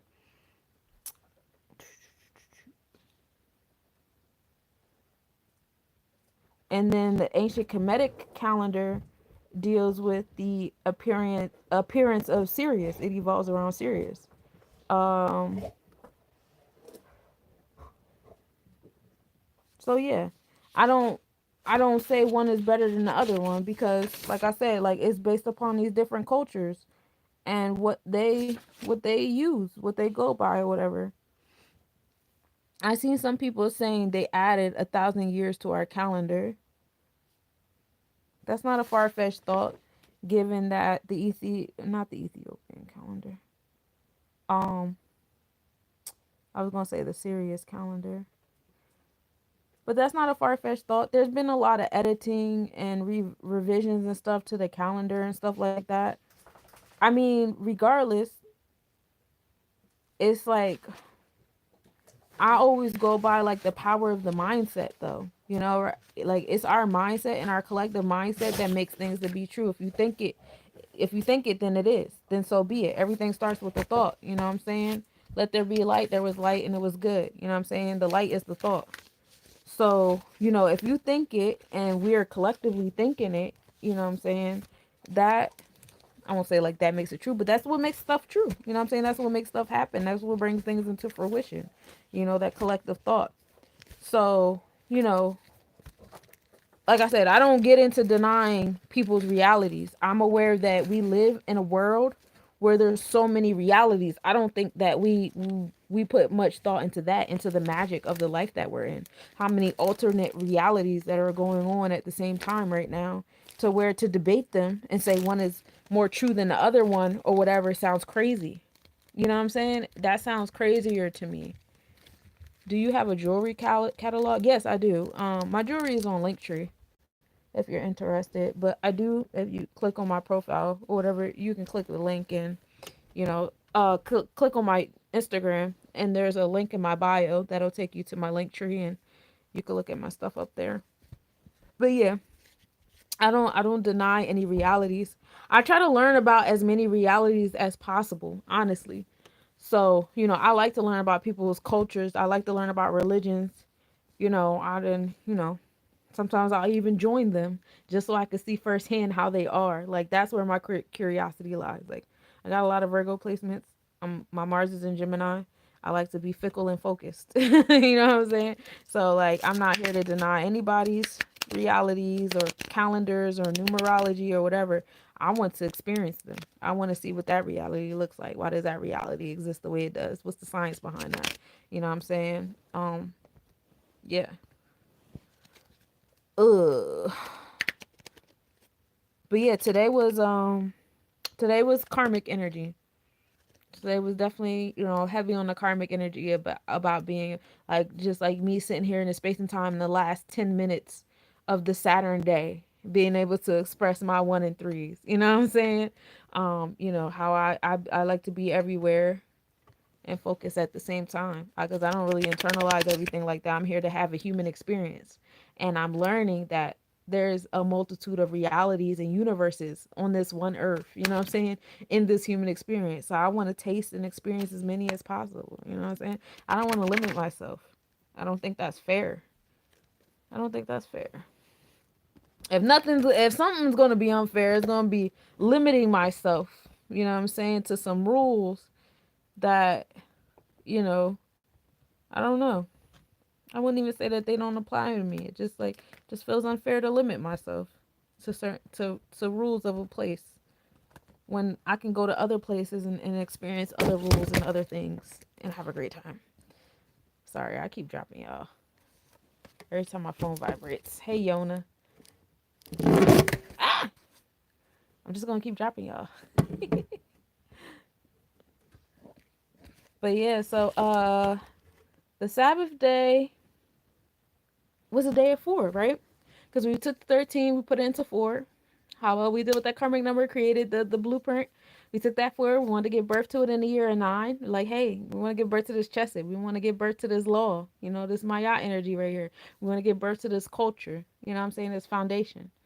And the nine was like, all right, yeah, you can give birth to that, but you got to go back to the one and three. You got to go back to that karmic energy and put it together yourself. Okay. What I like about the nine is it doesn't give us what we give it right back. It gives us pieces that we have to put together ourselves. When we're in certain numbers, it gives us the exact numbers back that we already dealt with. But when we're in other numbers, it will give it back to us a little mixed up. And you'll notice that it more so happens in the third decade of the month when we start dealing with the 20s. So next week, we'll probably start dealing with more of that. Not necessarily dealing with the same numbers twice in a day. But more so now you got these numbers, now you got these numbers. And so what you do with that is you can go through cycles. Okay. And next week I will remember to talk about that cycle with you guys because that's very important for you guys to see the numerology cycles and these dates so that you can go back in your journaling because you guys know I'm a stickler for journaling. Y'all should be journaling. What did you do on the first 13th of this month? What did you do on the second 13th of the month? Now what are you doing in this 13th? And when you're able to, boop boop boop those cycles, what did you do during this Scorpio moon? What did you do during that Scorpio moon? You'll see how certain things are coming into fruition through those cycles. Okay? Um it's really cool. It's really cool when you take a step back. It's really cool when you look at the picture from that point of view. I promise you it is. I be doing it myself. I do not tell you guys to do anything I'm not doing. When I speak to y'all, I promise I speak to myself. I always love to speak from a round table and not from the head of the table. It's too much pressure. I don't want that kind of energy in my life anyway. um, but yeah, so today was a day of four. Today was definitely a day of chesed and building a beautiful foundation. Astrologically, astronomically happening. Oh, we're about to line up real nice because as we enter the day of 18, I'm going to go over 18. Isn't that cool? So we started the day off with an 81% Wanda Gibbous moon, still in that moon of cleansing tangible things in our space. Um, we are in Capricorn, tropically in our mindset as well as draconically in our spiritual set. So mine and spirit is on that Capricorn energy of, strengths, challenges that happen to give us strength, boundaries, discipline, and order that we need. The energy exchanges of our moon, our emotional space, our sense of belonging, still on Sagittarius, that expansion, that abundance, joy, and optimism, while our mind and our spirit is in those challenges that are supposed to give us strength, right? Um, we're in the 12th house. This is the house of endings, closing some things off with some of those challenges. And, hopefully, the energy exchanges of expansion and abundance while our mind is on those challenges, help balance us out today. Definitely, because, come tomorrow, we're going to be in Capricorn on the Vedic chart. So now we're going to start having those experiences our mind and spirit was on in that moon energy. Sunrise was at 5:41 a.m. if you're in Jersey with me. Sunset was at 8:10 p.m. We were on Taurus on the tropical and the Vedic, so mind and body were in that space of balance between emotions and wealth. Our spirit is in Gemini and the draconic chart. Being flexible and focused. That's in fourth house, our sense of home and family, which will bring you back up to the moon. Um, Sense of belonging, feminine energy, that maternal vibe. The moon and Albalda were in conjunction at 8:43 p.m. The moon was 6.7 degrees south. Albalda is a star located in the back of the head of the Archer in the Sagittarius constellation. This is where we get our harvest, our gains, our building, and this is also the star for the travelers. Juno, which is the asteroid that gives off the energy that's equivalent to Hera. Hera did everything but leave Zeus. She was putting up with all his shit, turning his baby mothers and his kids into bears and putting them in the sky, all that fun stuff. She would not leave that man. So this is what you need in a bond in order for you to be crazy like Juno. So Juno was opposite the sun, which is our experiences at 8:13 p.m. This was the best visibility of the year. Uranus, our planet of progressive pushes, push us to where we say we want to go. Uranus and the sun were in conjunction today. That happened at 8:55 p.m. Uranus was zero point 0.2 degrees south, so progressive pushes. Hopefully that helped you guys out with that 13 today. Um, Uranus is also the furthest distance to the Earth at 11:06 p.m. because it's close to the sun, and the sun is always the ops. Ceres entered the Aries zodiac at 3:39 p.m. Ceres is an asteroid as well. It deals with agriculture and nurturing. Oh, you're in Jersey, sir? Peace, peace. Um, so Ceres is how you nurture. This is mother daughter. So this is how you were nurtured as a child. This is how you nurture as an adult. This is what you need to be nurtured because whatever what have you in your nurturing department. And so that is entering Aries zodiac. New beginnings in that, as far as again, some of you guys dealing with the root of some of your quote unquote traumas, transmuting them into challenges. Some of you guys are taking some of your challenges and now transmuting them into traumas. Wherever you are at, that's where you're at, and that's what you're doing. Whatever numbers and stars and stuff, and how they help, how they assist or will do whatever to your personal numbers and stars or whatever. You guys are doing those things. Still coming into a space of new beginnings though, with what you require because of where you're at in that series energy. Um, and that's pretty cool. So now, 3 minutes to midnight, we're gonna get into 5:18, y'all. Sunday, the day of the sun. This is the day of Heru. We love it here. So 5:18:9. So now we have the 1 and 8. Now we're taking action on the building and destroying. We're taking action on the empowerment, the transformations, the secrets coming out. 8 is Sebek. This is the celestial technicians and the labeling, compartmentalizing things in our space. We're taking initiative. We're taking action. We having knowledge of that, and we love it here. And that ultimately brings us to 9. So this Sunday is a day of giving birth, being born. So if you're born on the day of 9, 18, or 27, this is a great day for you guys in the manifestation department, because we know the celestial womb definitely helps us manifest things in our space, right? Um, 9 deals with Sagittarius energy, expansion, abundance, generosity, philanthropy, humanitarian pursuits, joy. We're in our sacral chakra with the giving birth of the things. We love it here, whether you're in your Yesod, your Moja, or Sagittarius, or you're in the mathematics 9 of being born, or if you're in a numerology 9 of building a utopia. We're in a great space here. We love it here, right? We're going to take that 9 and we're going to enforce it. Of course, I want to enforce the 9. I made it with a 1 and 8. 1 is Aries energy. This is the fire in the gut. Everything starts with the thought. This is initiative, right? 8 is Scorpio energy. This is when we get into the building and destroying and the waters, that satisfy the fire in the gut, that quenches the fire in the gut. How well you listen to the Aries energy is expressed through your Scorpius energy of manipulation. You know what I'm saying? Your empowerment. If I'll give you guys a layman's example, my Aries energy. I'm hungry. There's a fire in my gut. It's hungry. We're hungry. My 8 is Scorpius. I have to manipulate. I have to build and destroy things in my space. Scorpius energy also has trust issues. Why do we have trust issues? For survival, right? So Scorpius energy does all the transmuting and has, I trust this, I don't trust that. I'm not gonna eat that because that gave me allergies last time, and I ain't never gonna forget that shit.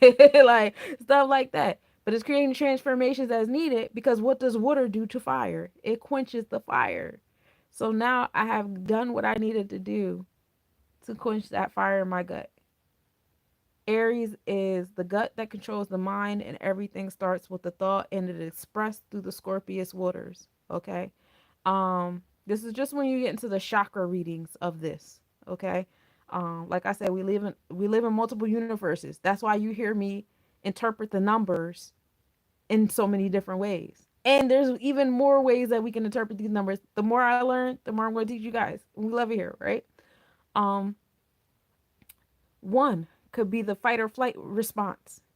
8 is the response to the flight or fight to quench that flight or fight that's happening in your gut. You know what I'm saying? Now some of you guys aren't in tune with your solar plexus chakra. Sometimes you guys will ignore it. I'm not really hungry. I don't really need to eat. I don't need to fight. I don't need to flight. That's an imbalance. That creates a blocked solar plexus chakra. So yeah, when I come into this 9 and I give birth, once we make it to the 5, of course, I'm definitely going to enforce that. What is this? I don't know. I want to enforce that 9 in my space. So I've been called to cleanse. So starting tomorrow or Monday, how that align with what you're talking about with transformation empowerment. I'm Leo. Okay, so 5 is the gut. You know what I'm saying? 1 and 8 is the gut too. So cleansing, being called to do some solar plexus chakra work because Mars, Ogun, the solar plexus chakra is your gut. That's in alignment. It's definitely in alignment. Um, yeah, with being called to do gut work.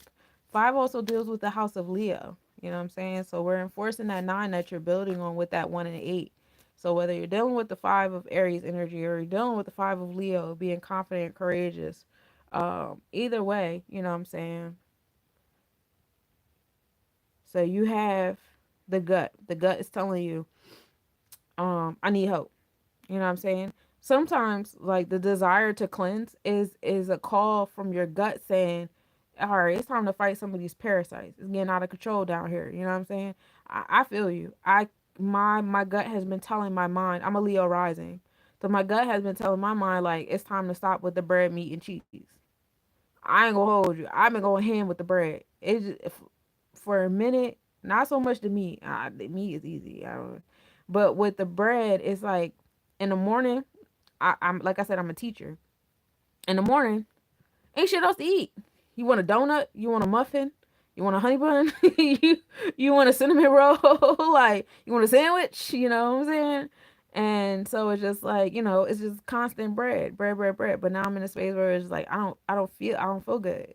I feel it in my gut. You know what I'm saying? So sometimes like the fast, that's the gut telling the mind like, okay, you know what I'm saying? I need assistance. You know what I'm saying? I need you to assist me in what these parasites got going on. Why?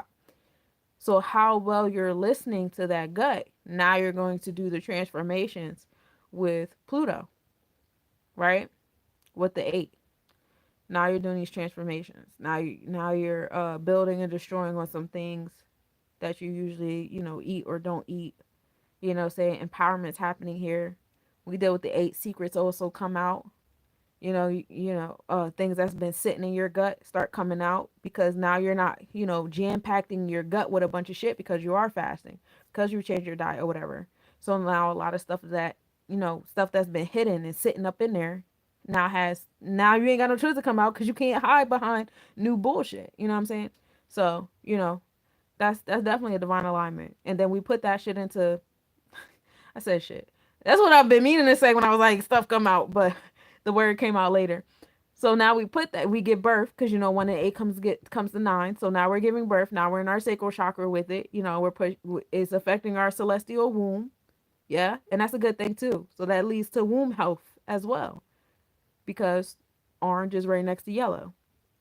Um, and we enforce that. We're enforcing that in our space. We're in the month of enforcement. You're a month in Leo. This is the month of Leo, with confidence and courageousness on the 5. This is the month of the celestial enforcement if you're dealing with the tree of life of Hera Kahuti or Jabora. You know what I'm saying? This is the month of curiosities and adventures if you're dealing with the 5 in the numerology realm. If you're dealing with supreme mathematics, this is the month of power, empowering yourself. You know, that's all the different ways so far with 5. Now there's a lot of other cultures and stuff like that. I can't wait to get into them, and so that I could express 5 to you guys in more ways, right? So when we, enforce that 9 that, we gave birth to, doing the things in our gut, that brings us to 1 and 4, right? So now we're taking initiative, we're taking action, we have knowledge, we got the ketters to our 4, which is Chesed, Mayat. So now we're creating a whole. See, still got me. So now we're creating a whole blueprint. Because for Chesed is Mayat. That's the blueprint. That's the law.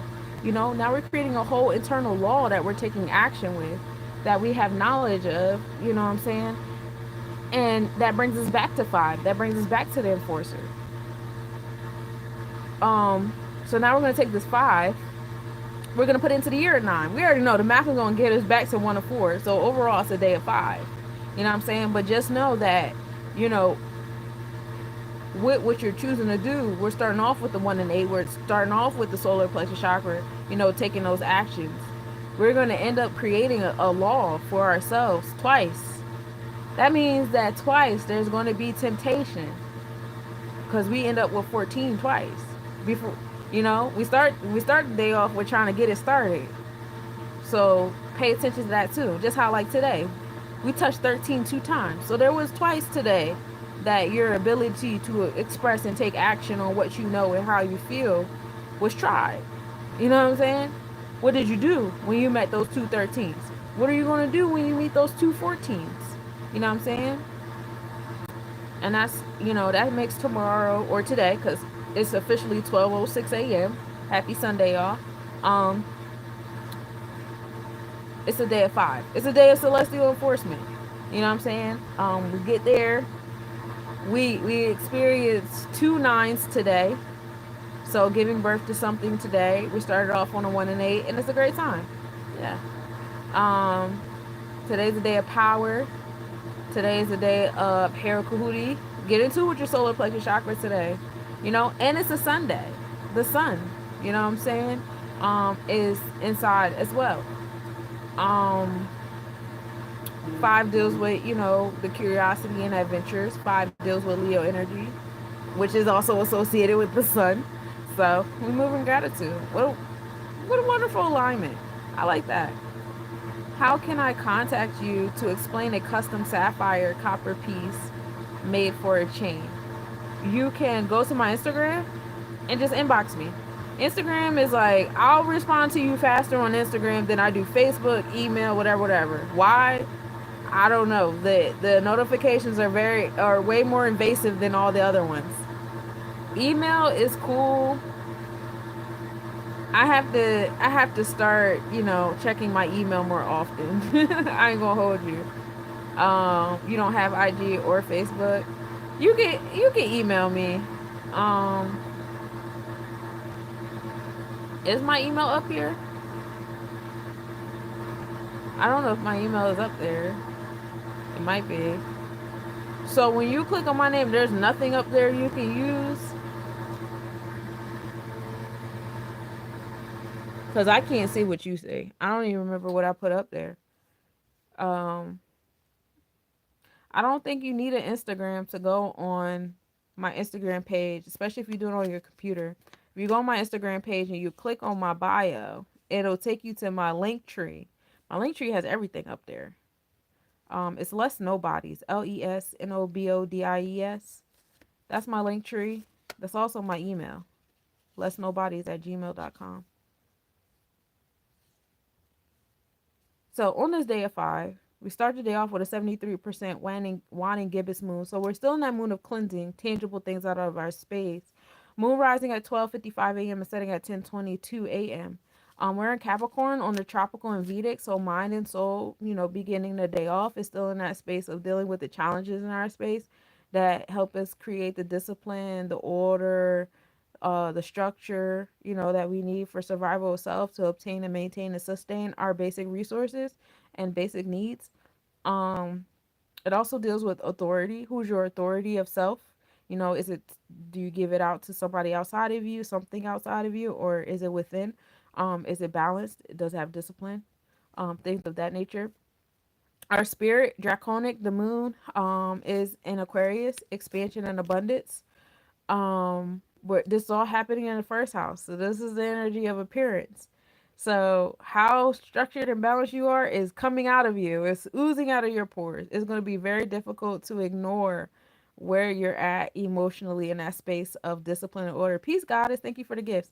What's my IG name? Is it the same as YouTube? No, actually my YouTube is my email, is the same as my email and my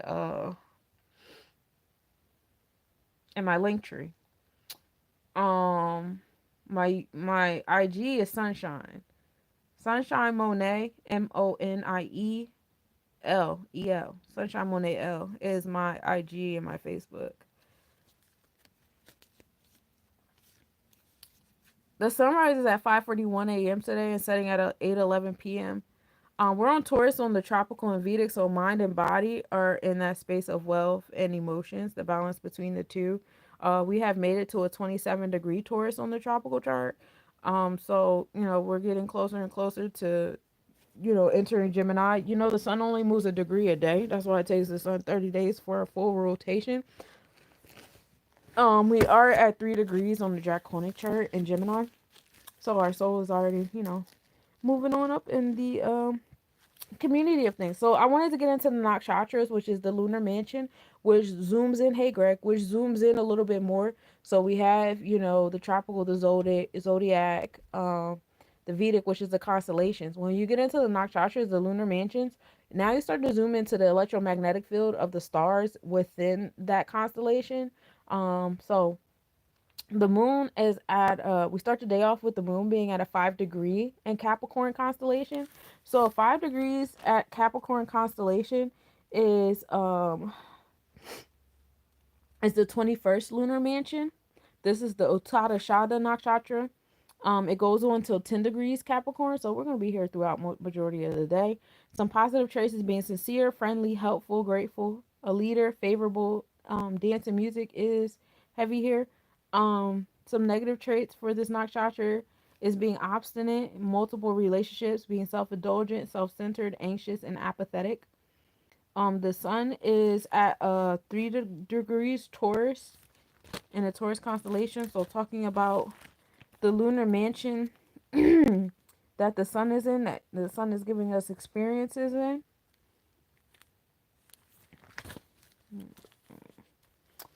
I said 3 degrees, right?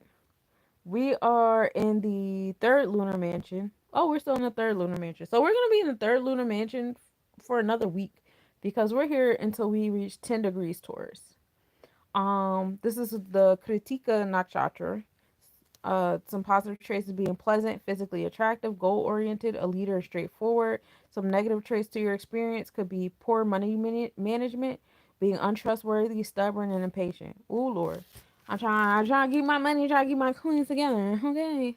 And that's happening in the fourth house of home and family, sense of belonging, emotional self and stuff.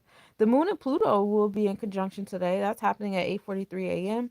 The moon will be 1 degree south, minimal angle at 9:44 a.m. The moon will be zero point 0.9 degrees south southeast, and we'll be able to observe that at 3:44 a.m. today with a 2.5 degree southwest separation.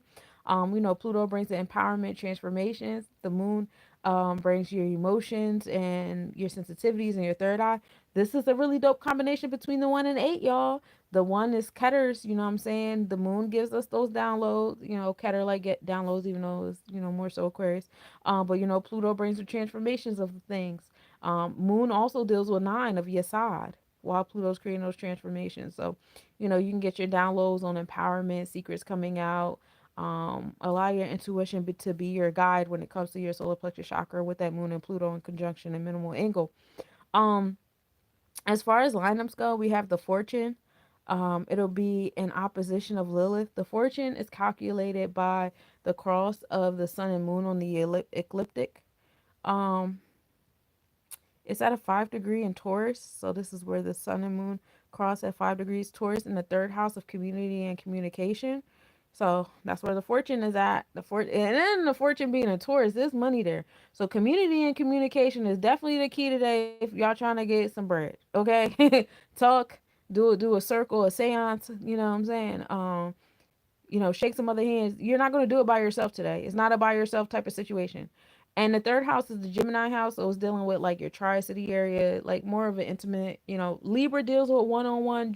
Gemini is a little bit more expanded. And then Aquarius is like the whole society. You know what I'm saying? So it's levels to the air. Gemini is in the middle. You're dealing with cousins and siblings and relatives and the tri city and people you used to go to school with, your neighborhood, people on your street, all that different kind of things. That's Gemini vibes, okay? And so, that's where the fortune is at. That's a vibe. It's in opposition of Lilith. So Lilith is about being primordial, being that rebellious energy. So, man, I'm going against the grain. I'm doing little things. Um, but Lilith is at 5 degrees Scorpio. So transformations and empowerment happening there in the ninth house of expansion and abundance. Okay. So, what I like to do is I like to do a little magic wand with opposition signs because you can look at oppositions like they're challenges, hey Phasa, but then you can also look at opposition signs as complementary. I prefer to look at them as complementary. So you have the fortune sitting in 5 degrees Taurus in the third house. So your fortune is sitting there in the space of beauty and creativity. Um, you know, what is it? The balance between your emotional self and wealth and business, and the third house of community and communication. So that's where that energy is going towards, the community and communication. Now you can keep that close because some of you guys are already in tune with your community. Some of you guys are already good with communication. Y'all got that together, so y'all can hold that. This is what I value and prioritize. This is where my fortune is at, and um I'm going to point my magic wand outward towards Lilith, that primordial rebellious energy. When I said that out loud, you know what that made me think of? That made me think of like a protest, like people coming together to go do some shit outside or something. But that's sitting in Scorpius energy, so it's empowerment and transformations happening in the ninth house of humanitarian, utopian, being generosity, being generous and having optimism, the expansion and abundance. Ninth house deals with business as well. So this is a nice business situation too. Y'all coming together, doing something that's never been done before, but more so especially against the grain. It's not, you're not flowing with what everybody else is doing. You're not flowing with what's been taught, whatever. You're going into that Lilith. Don't forget in this opposition, Lilith is there, and Lilith does not do what everybody else is doing. Lilith is the loner. I don't know if you guys remember Xena, the warrior princess. I used to watch that show. It was like a spinoff of Hercules or whatever fuck. Xena was always by herself, wasn't she?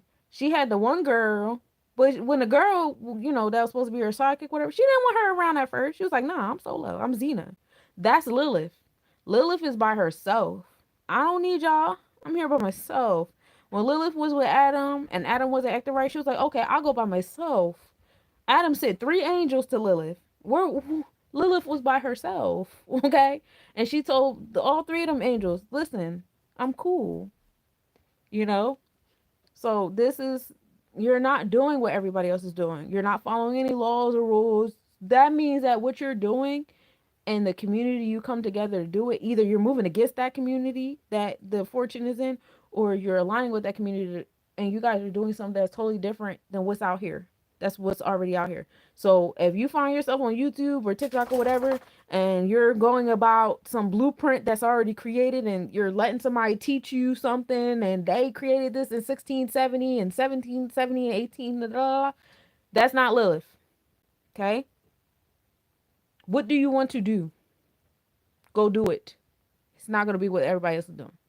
Okay. That's it. I know that gets kind of confusing sometimes because even in the realms of people's rebellion, they still be in alignment with somebody else's rules. And that's not Lilith. Lilith said, I'll be by myself. I'm by myself. This is my law and order. And I'm still making things happen. Right? She was still defeating stuff. She was still protecting people. She was still doing the ones and twos by herself. You know, eventually she started to like the girl that was with her and they became cool, whatever, whatever. But that wasn't the primordial. You know what I'm saying? That wasn't the underlying. And even then, she teaching old girl how to be by herself too. You know what I'm saying? So today, on this wonderful day of Sunday, we are in the vibes of five. We're on the day of five. We get to experience nine twice. We get to experience five twice, and we get to bring ourselves into a one and four. So taking action on your Maya is heavy here today. Utilize that, Lilith. Your Maya should not look like everybody else's. Listen, I know people be wanting me to join their cults, their temples, their organizations. I get inboxes every day like, I love what you're doing. I love to see you. Boo, boo, boo, boo, boo. You should join my temple. You should join my group. You should join my organization. You should do my. I'm not joining nothing. I'm Xena, baby. The hell? Like, I I will study what you guys are doing. I will learn about what you guys are doing. I will take bits and pieces of what I like, and I will do away with what I don't. But to completely join someone's thing means that I agree 100% with what you have going on, what you're doing. And I have not met not one organization, tribe, entity, business, nothing that I 100% agree. I barely 100% agree with myself. I be having arguments in my head every day, B. You know what I'm saying? So, you know, mm-mm. Mm-mm. Jupiter just entered draconic Cancer. So, Jupiter has a spiritual, alignment in the internal side of the third eye, being focused on home and family on a spiritual level. Jupiter just entered Gemini constellation. So mind and body is in community and communication and finding expansion and abundance in that realm of things. Um, but that's what's happening there. Also said I was going to touch the 19th today. And I'm doing that because I don't know what Sunday brings for me to be able to do my mathematics ahead of time for Monday. So you guys can just keep coming back to this video or whatever if you guys need refreshers. But just remember at 1 hour 52 minutes we enter the 19th. I gotta learn how to start labeling my stuff on YouTube so that you guys can just like bookmark and go to whatever part you want to go to. But Monday is ruled by the moon. Sunday is the sun. We on our external self, our masculine energy, how we interact with other people. Monday we go internal, which is why it's so weird that the week starts with Monday. I don't like the word week. Um, this and we can't use decan because there's only 7 days here. We use the word septon. This septon. It's weird that the septon starts on a Monday because and I think that's why a lot of people dread Monday so much because this is a day of going inward, being internal, dealing with your emotions and home and family. However, we spend it going outward, back to school, back to work, if you're in that traditional calendar of things. And so it's a big pull on what you feel like you're supposed to be doing, but what you're actually doing. This is where we get that disconnect between the tropical and the Vedic chart, guys, the mind and the body. However, Monday is dealing with the moon. We're on the day of 1 and 9. So we built the 9, right? On the day of 1 and 8, we were heavy on our solar plexus chakra, taking action on the building and destroying and stuff. So now with that 9 that we created on Sunday, now on Monday, we are having knowledge of it, which is cool. It's in alignment, right? Because 9 is your side, it's Cancer energy. We know Cancer is ruled by the moon. Monday is ruled by the moon. This is heavy emotional work being done here, right? It's heavy celestial womb energy being done here. So Queen of Fua is on the forefront. You know what I'm saying? Let's, focus on our celestial wombs here, whether you have a feminine womb that's inward and hidden, or you have a masculine womb, which is more so external and hanging outside of your body, and we love both of those. um, but now we have knowledge. We're taking action. Taking initiative, getting our downloads through our celestial womb. Nine also deals with Sagittarius energy, our sensual sexual self. So having knowledge, expanding, abundant, whatever. One and nine come together and make knowledge in our cipher. Overall, today, Monday is a day of knowledge. Monday is a day of intellect, ketters, taking the downloads from spirit. One also deals with Aries, Ogun energy, taking initiative. We are now starting the week over, right? We have now entered the third decan of the month. This is our third time entering a day of one. Isn't that exciting? So, if you notice, I know you guys said something about the Gregorian calendar, I think. It was more so directed toward the year. But the days are different too. In the ancient Kemetic calendar, the weeks were called decans because there were 10 days in a week. I don't really know how we get to it. We could do 10. In Sunshine's world, I love my nines. So there's 9 days in a week over here in my world on my calendar. See how I do what I want? Okay. I just want to make sure y'all see how I do what I want. There's no number greater than nine. So why would I have more than 9 days on my calendar? In a week, right? And that's just me and how I roll. When I do my mathematics, it makes no sense. On Monday we go back to a day of one. So why would that be in the same week as a day of nine? That makes no sense to me. I don't want to do it. So we're now in the day of one. We're starting over a new. I need a synonym. If you guys in the comments can think of another word for week, so I can stop saying the word week. I don't really like that, Joan. That's not one of my favorite homonyms. Let a goddess know. Um, but yeah, so we're back in this day of one. We're taking initiative, taking action. We just completed a full, 9 day cycle. Today, Saturday. I mean, today's Sunday. Sunday is the last day of this cycle before we enter the next drawing, right? Um, but yeah, we're still talking about Monday. I love 19 too. Y'all know I was born on a 19. My birthday is 9/19, and we love it here. So we're gonna take this day of knowledge being born, which brings the knowledge in our cycle of overall knowledge, and we're gonna enforce it. We're gonna enforce the knowledge that we gave birth to. Why wouldn't I want to? And when we enforce that knowledge that we gave birth to, it brings us to six. This is Tippereth. This is the heart that's on fire. To get to the gods, you got to go through the sun, right? This is Tippereth deals with confidence and courageousness. If you look on the tree of life, if you look at your human body, your Tippereth, your heart is connected to all of your organs. It provides and receives oxygen through veins and arteries, right? And it touches every organ in your body to a frequency. You know what I'm saying? If your frequency is being affected, it changes, right? If I'm angry, my frequency changes, and the rate to which the oxygen is entering and leaving different parts of my body is being affected. All of them. Your entire body is affected by your heart rate. Your entire body is affected by your heart rate. That means your Tippereth affects all of your Sephiros. Where your heart is at affects all of your Sephiros. So if your heart is calloused, if your heart is heavy, if your heart is angry, if your heart is impure, it affects all of your Sephiros. Does that make sense?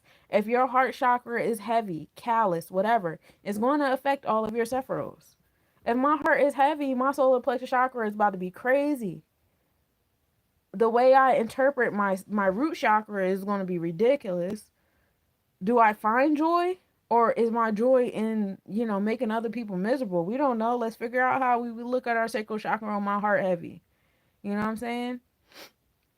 And this is what I do in my therapy sessions. I don't know if you guys know that, but I do therapy sessions. I'm an ordained minister. I provide ministry and counsel and spiritual counseling, and we focus on your sephiros. We focus on your chakras in these sessions. And it's like traditional counseling sessions, but then at the end of it, I applicate it to whatever Sephiro or chakra we're working on that day. And it's a great time. You love it here, right? So yeah, I want to enforce it. I'm in Tipperary. Six also deals with health, wellness, daily routine, right? And we get that from enforcing our ones, right? You get your daily routine by how you enforce your knowledge. You get your, moral and integral code with how you enforce your knowledge. You get how you organize and schedule yourself. Yeah, we get all that. Hey, razzle dazzle. So now I got the six. Six also deals with equality. What you put in is what you get out. So what I'm enforcing is also what I'm going to receive. If you don't enforce that fasting you want to do, you're not going to receive the results. If you don't enforce, what Jupiter is saying to your sun sign, you're not going to get the results that you're looking for. You know what I'm saying? So we want to give birth to this six, right? Um, because we're in the year of nine. We're in the year of Yesah. We're in the year of your motion. Nine is supreme mathematics is born, giving birth. Nine is Sagittarius energy. I say this stuff over and over again because by the time I get done this, you guys are should know a little bit, at least a couple words of what I'm saying. You know what I'm saying off the top of y'all heads. Um, so we take the six and we put it into the nine. Okay? If you want that six, you got to have one and five. You see how we get the numbers a little bit different now? Because it's going to bring us back to the six. You know what I'm saying? But it brought us to the six with a five and a one. But now we're coming back to a one and a five. Okay? So we had to enforce our knowledge. Now we have the knowledge of enforcement. Okay? Now we're taking initiative. Either way, one and five. One still deals with Aries Ogun energy with the first house energy and taking initiative in the numerology. Five deals with Hera Kahuti Ogun energy on the tree of life and the Netarus, right? So either way, however way you look at it, you're still looking at wands. You're still looking at the wands cards. You're still taking action. You're still enforcing things in your space. Overall,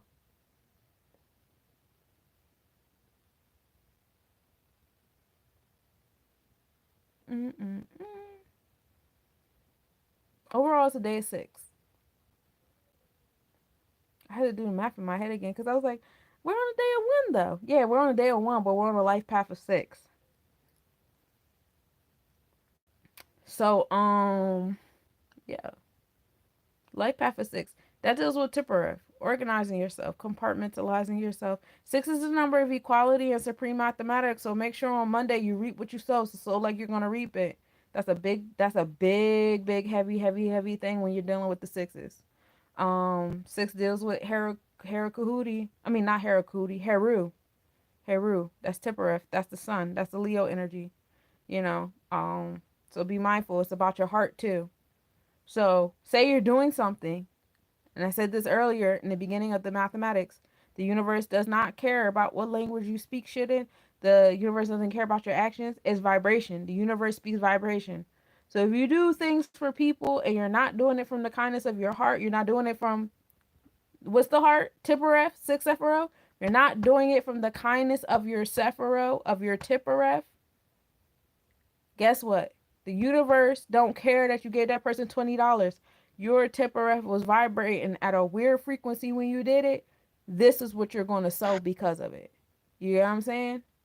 So be mindful of that. Some of y'all be giving and giving and giving, but y'all not giving from the kindness of your heart. Y'all giving from your ego. Y'all giving from a space of control. Y'all giving because, oh, I want this in return, or I like the power. Y'all over there playing 48 laws of power. Y'all over there, utilizing the art of seduction. Y'all doing all of this shit. And it has nothing to do with your heart being light as a feather or anything coming out of the kindness of your heart. So guess what? That 48 laws of power vibration coming right back to you. That art of seduction vibration coming right back to you. That manipulation and using and da coming right back to you. You know what I'm saying? So be mindful of that when you guys are giving and doing the things. Um, Astrologically, astronomically happening. We start the day off with a 63% wine and gibbous moon. Moon rising at 1:28 a.m. and setting at 11:31 a.m. Um, we are in Aquarius on the mind and spirit of the moon. So our emotional stuff is in expansion, abundance. This brings us to the fact that it's a day of one and nine, knowledge being born, knowledge and our sorry for overall being a day of knowledge. The Ketters, one, is ruled by Aquarius energy, right? The power to be one with all. So the moon is in divine alignment. The moon is Cancer. That's your Moja. That's the ninth Sephiroth. So the moon being in Aquarius is a divine alignment with it being a day of 19 on Monday. On Monday, a day ruled by the moon. That's a big thing, y'all. That's a big, big thing. Align your womb to the Ketters. Align your ninth Sephiroth to the first. Give birth, to that alignment. We're in Capricorn on the Vedic chart, the energy exchanges, the things. Hey, Pharaoh. Um, in that space of belonging and emotional connectivity. It's all happening in the first house. So the appearance, our auric body is on the forefront of all of this. You know what I'm saying? People are going to feel where you're at with this connection of being revolutionary and being tapped into your ketters with your emotions and the moon. It's going to be invoked. You'll be in positions where and be like, oh yeah, this person's dealing with their emotions. I don't like the way they're dealing with it. They're gonna feel it off of you. Some people are gonna feel it off of you, and they're gonna try to like trigger you or poke at it to see what it's gonna do because that's just what they do. That's where their moon is at. You know what I'm saying? Other people are gonna feel it and either be repelled by it or attracted to it, whatever, what have you.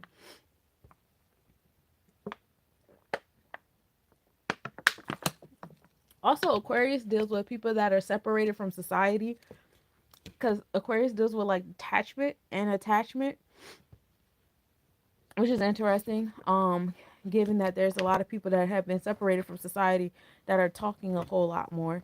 So I imagine someone popping up out of the woodwork. Electronic communication is a big one with Aquarius too, which we have been using tremendously as we enter this age of Aquarius. We do majority of our communication and transactions through electronic communication, right? That's all Aquarius energy. Um, and again, it's first house. A sunrise at 5:40 a.m. and sunset at 8:12 p.m. if you're over here in New Jersey with the goddess. Um, we are in Taurus on the tropical and the Vedic chart. We're still in the third lunar mansion with the sun, the Kritika Nakshatra. As far as the moon goes, we're at 17 degrees Capricorn. So let me see. Let me see.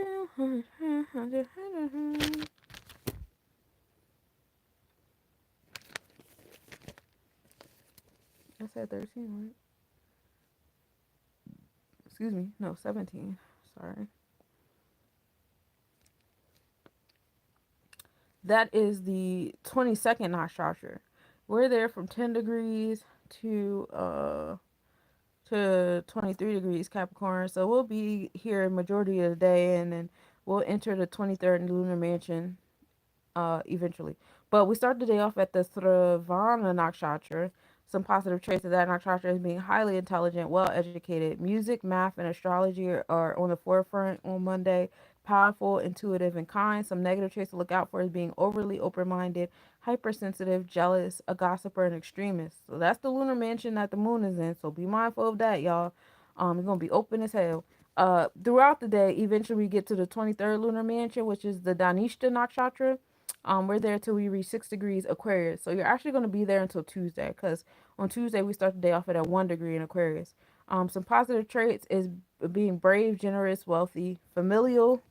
Again, astrology, dance, music, and math, and being a skilled, doing well in your connections with foreign lands. So some foreign interactions may come onto the forefront on Monday as well.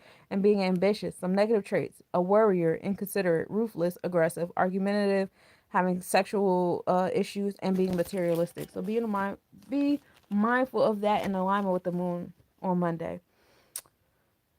The west side of Crater Grimaldi, the west side of the moon, which is Crater Grimaldi, is tipped into view at 4:24 a.m. on Monday. And then, as far as the oppositions that we have going, oh, we're in the last quarter moon. Did I write that down? Today's the 18th. I don't know why I didn't. Oh, yeah, I didn't write it down because we didn't start the day off like that. We started the day off with a 73%. So we're in the west. Um, Yeah, so anyway, the moon is at a 14 degrees Aquarius in the first house, and that'll be in opposition with Mars, which is in 14 degrees Leo in the seventh house, and that's on the tropical chart. Now, on the Vedic chart, the events of things, the moon will be at 20 degrees Capricorn, while Mars is at 20 degrees Cancer. Still in the 11th to the 7th, first to the 7th house.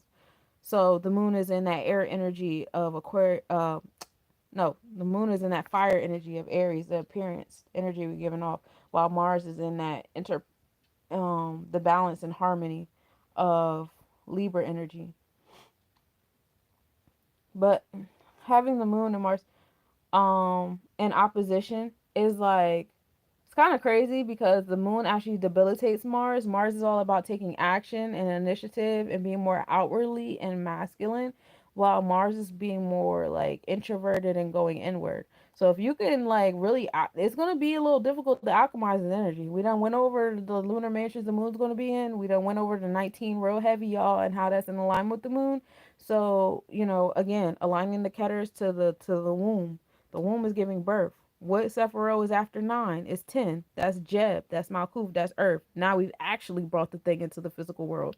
So, having that alignment between the two, because 1 and 9 equals 10, that's Jeb, Malkuth, and then we come back into 1. So that's like being rooted upward and downward at the same time. Have a balance between your spiritual, emotional, and physical self. That is big on Monday.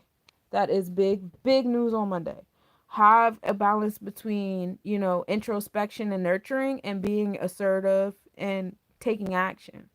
Have a balance between the fire in your gut and the water in your mind. Okay? The fire in your gut and the water in your womb. Balance. Not one over the other. Not, oh, my actions have to overpower my emotions, or my emotions have to overpower my actions. Let them complement one another.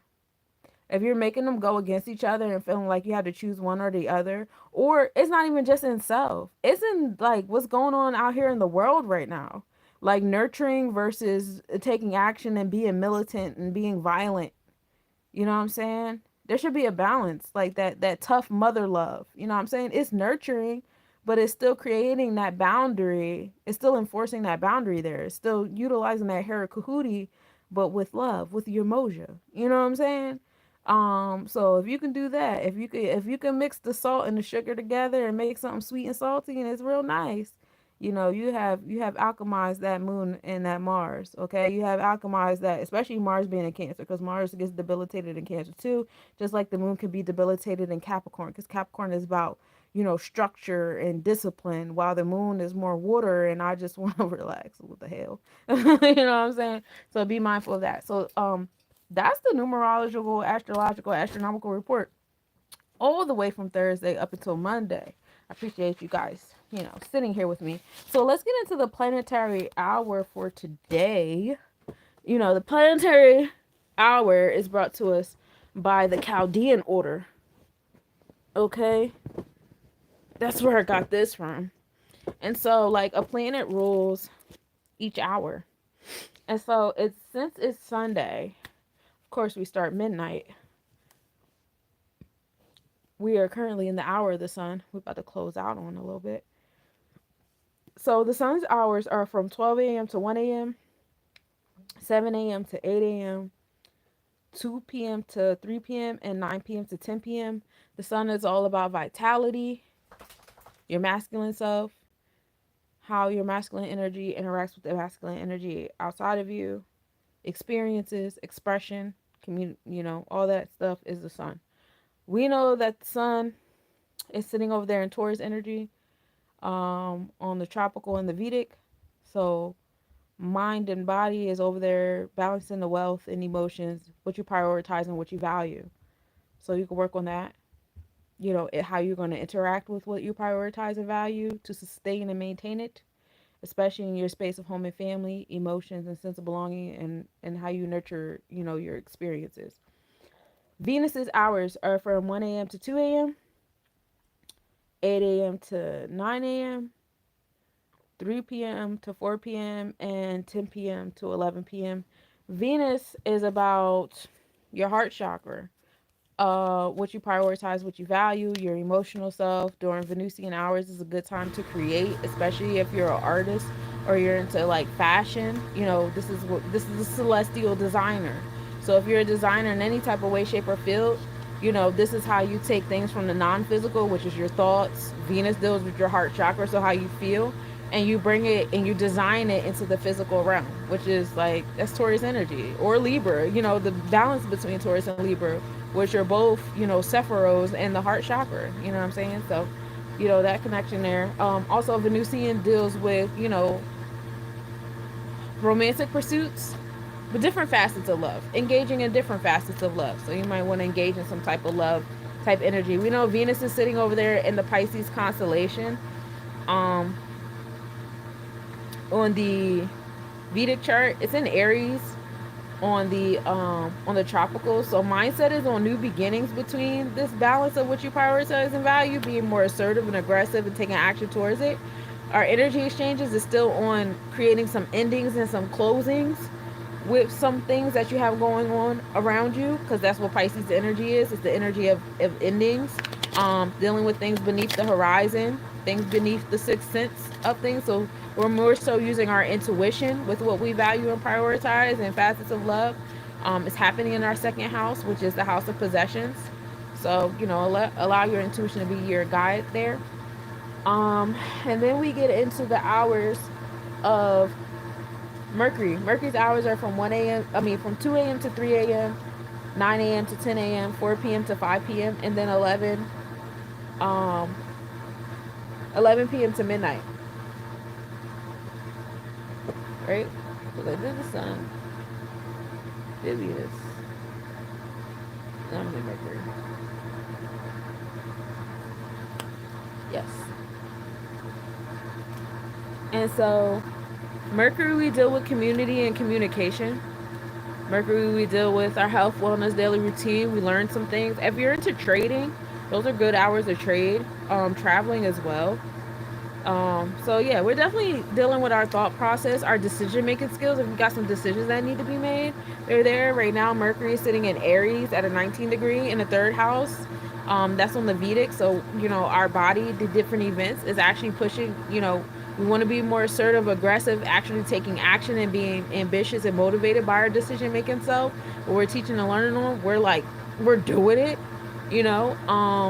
Our mindset is on Taurus, so it's on that space of what we value and prioritize. That's where we're making moves on to, you know. So pay attention to your actions. Some of you guys are, your mind and your body is so separate that you're not even paying attention to what you actually prioritize. Like your mind is like, oh, I want to be, I want to be, I want to be a business person. I want to do this. I want to do that.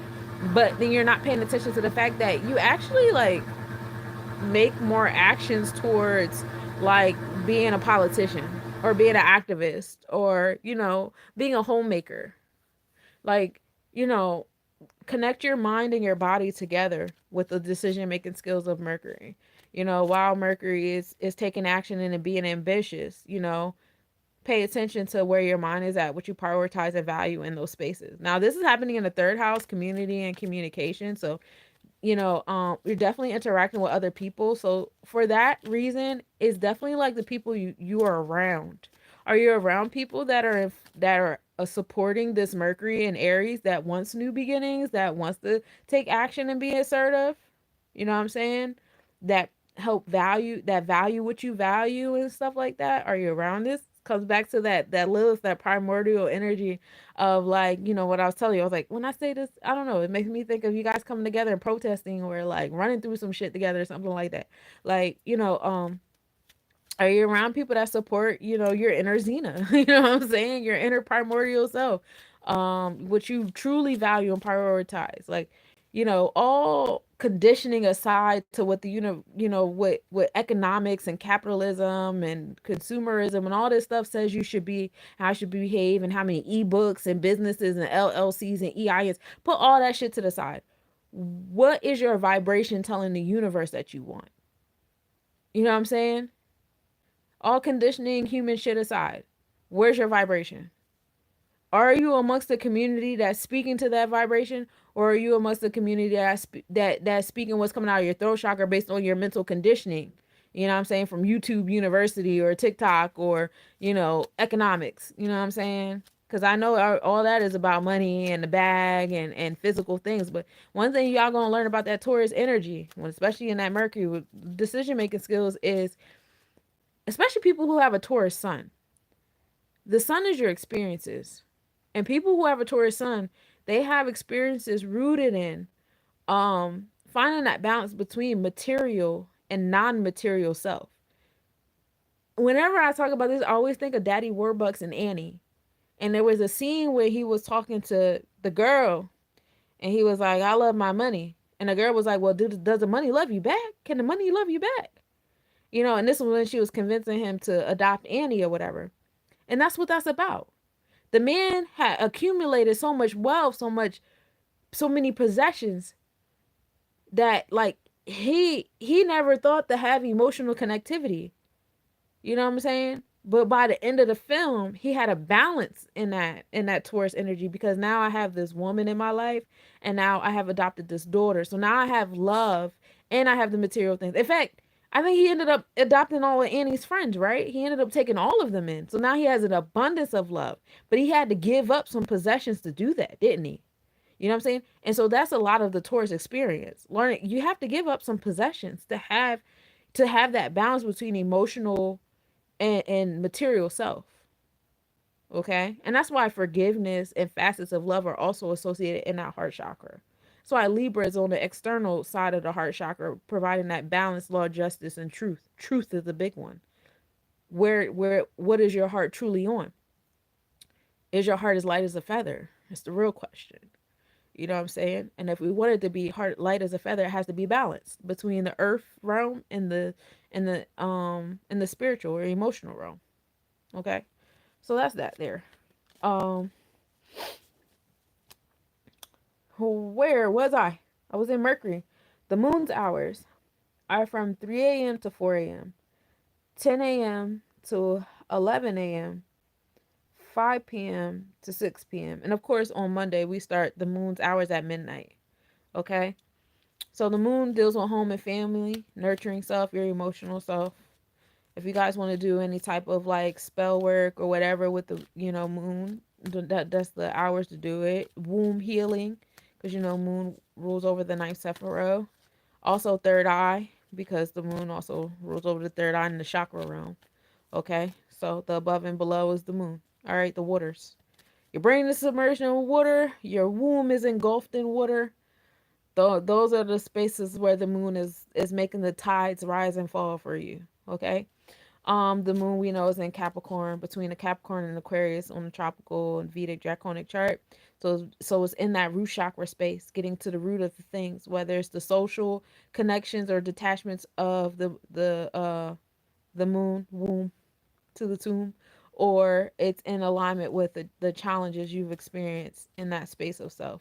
All of that's happening in the first house, so how well you're dealing with it is coming out in your aura, and it's having an effect on your force field and how you interact and who you attract and what you repel. Okay.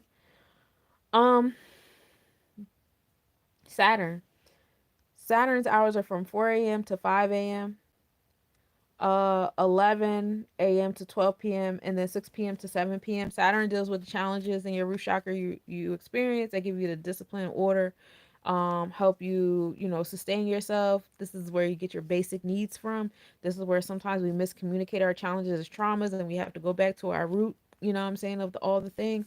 But this is where we do that root work at during Saturn's hours. We also do some planning if and and some of the challenges, certain things can come into our space. This is also where we get the foundation and our sense of understanding from, from our wisdom. When we come up to certain conclusions, we root ourselves, right? Saturn is sitting over there in Pisces constellation. I think we're in like 29 degree in the Pisces zodiac, if not already at 0 degrees Aries, bringing the new beginnings to our Saturn energy. Whew, that fire on that Saturn energy is gonna be kind of crazy. Um, but we are indeed at a 5 degree in the constellation of Pisces, so we are still bringing some things to an ending, and our foundation and our basic resources, our sense of self, as we come into our mindset of how do we create new beginnings. I want to be more assertive and aggressive in these new beginnings. Once Saturn enters, I think we have like a year or so before Saturn will enter Aries constellation, and that's when we'll really start experiencing and exercising a lot of the new beginnings in that root, that authority, sense of self and stuff. We know Aries is a militant energy too, so a lot of military energy in the root of things. And this is all about the reality that you choose. Some of you guys are choosing to be a authoritative of self. Some of you guys are speaking into existence being under militia law. Some of you guys are speaking into existence of going into another country and being underneath their law and what they got going on. That's all Saturn. It's all Saturn. Doesn't matter what you choose. There's challenges in all things. You know what I'm saying? That's the yin and yang. You know what I'm saying? So, you just, think about what challenges you want to deal with. When you are an authority, if you put a self, oh, I want to be authority yourself. I want to grow my own food, make my own medicine, da da da. Okay, There's challenges in that too. What are you gonna do during the dry periods? You know what I'm saying? Certain parasites and things like that start eating up your food, and how you gonna know if the food is good or if it's contaminated? Same thing with the animals. You know what I'm saying? Something happened to your animals, and whatever. How you know when to eat it, when not to eat it? Where to put it at, how to bury it, how to get rid of the body if it's some airborne shit. We don't know. You know what I'm saying? Building your own house, sustaining your own house through all types of weather. There's challenges that come with that too. I'm not disheartening anybody, because there's challenges that come with you saying, okay, I'm going to be in this militia rule, or I'm going to sit in this reality, and I'm going to deal with the inequalities and the economics issues, and things keep going higher. I'm going to deal with these challenges. I'm going to let these people tell me what to do. I'm going to let this job tell me what to do. Or I'm going to allow the church or the temple or whatever to be my authority. I'm going to deal with their issues and all that stuff they're dealing with. Like, yeah, it's everywhere. It's just a matter what you choose. Hey, mister. Um, but that's all Saturn, y'all. um, Jupiter's hours are from 5 a.m. to 6 a.m., 12 p.m. to 1 p.m., and then 7 p.m. to 8 p.m. Jupiter deals with expansion and abundance, generosity, optimism, the sacral chakra, joy, humanitarian pursuits. You might want to do little philanthropic type actions during that period of time. Do some sacral chakra, womb, type of thing. Reproduce some things, channel the oracles, the sages, because that's where, you get your chokmah from, also where you can get your chesed from as well, your internal law of Mayat. During those hours, we know Jupiter is sitting over there at 0 degree in Gemini. So we're actually in Gemini on the tropical and on the Vedic chart. Expansion, generosity, optimism, philanthropy, humanitarianism. All of that is happening in the space of community and communication. Village building is definitely a big vibe with Jupiter and Gemini. Okay.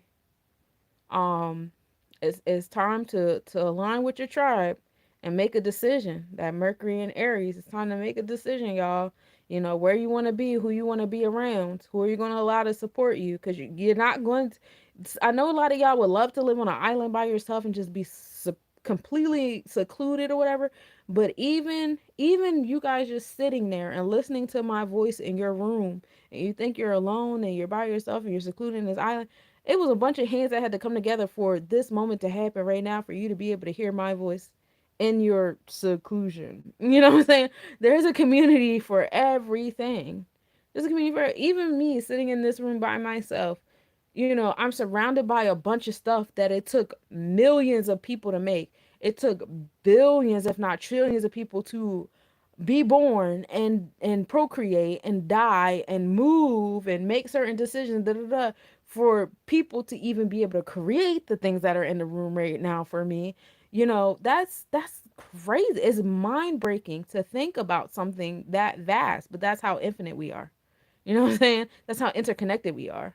So yeah. Do what Jupiter tells you to do over there in Gemini. You know what I'm saying? It's time to align with your tribe. There's generosity and joy and expansion there.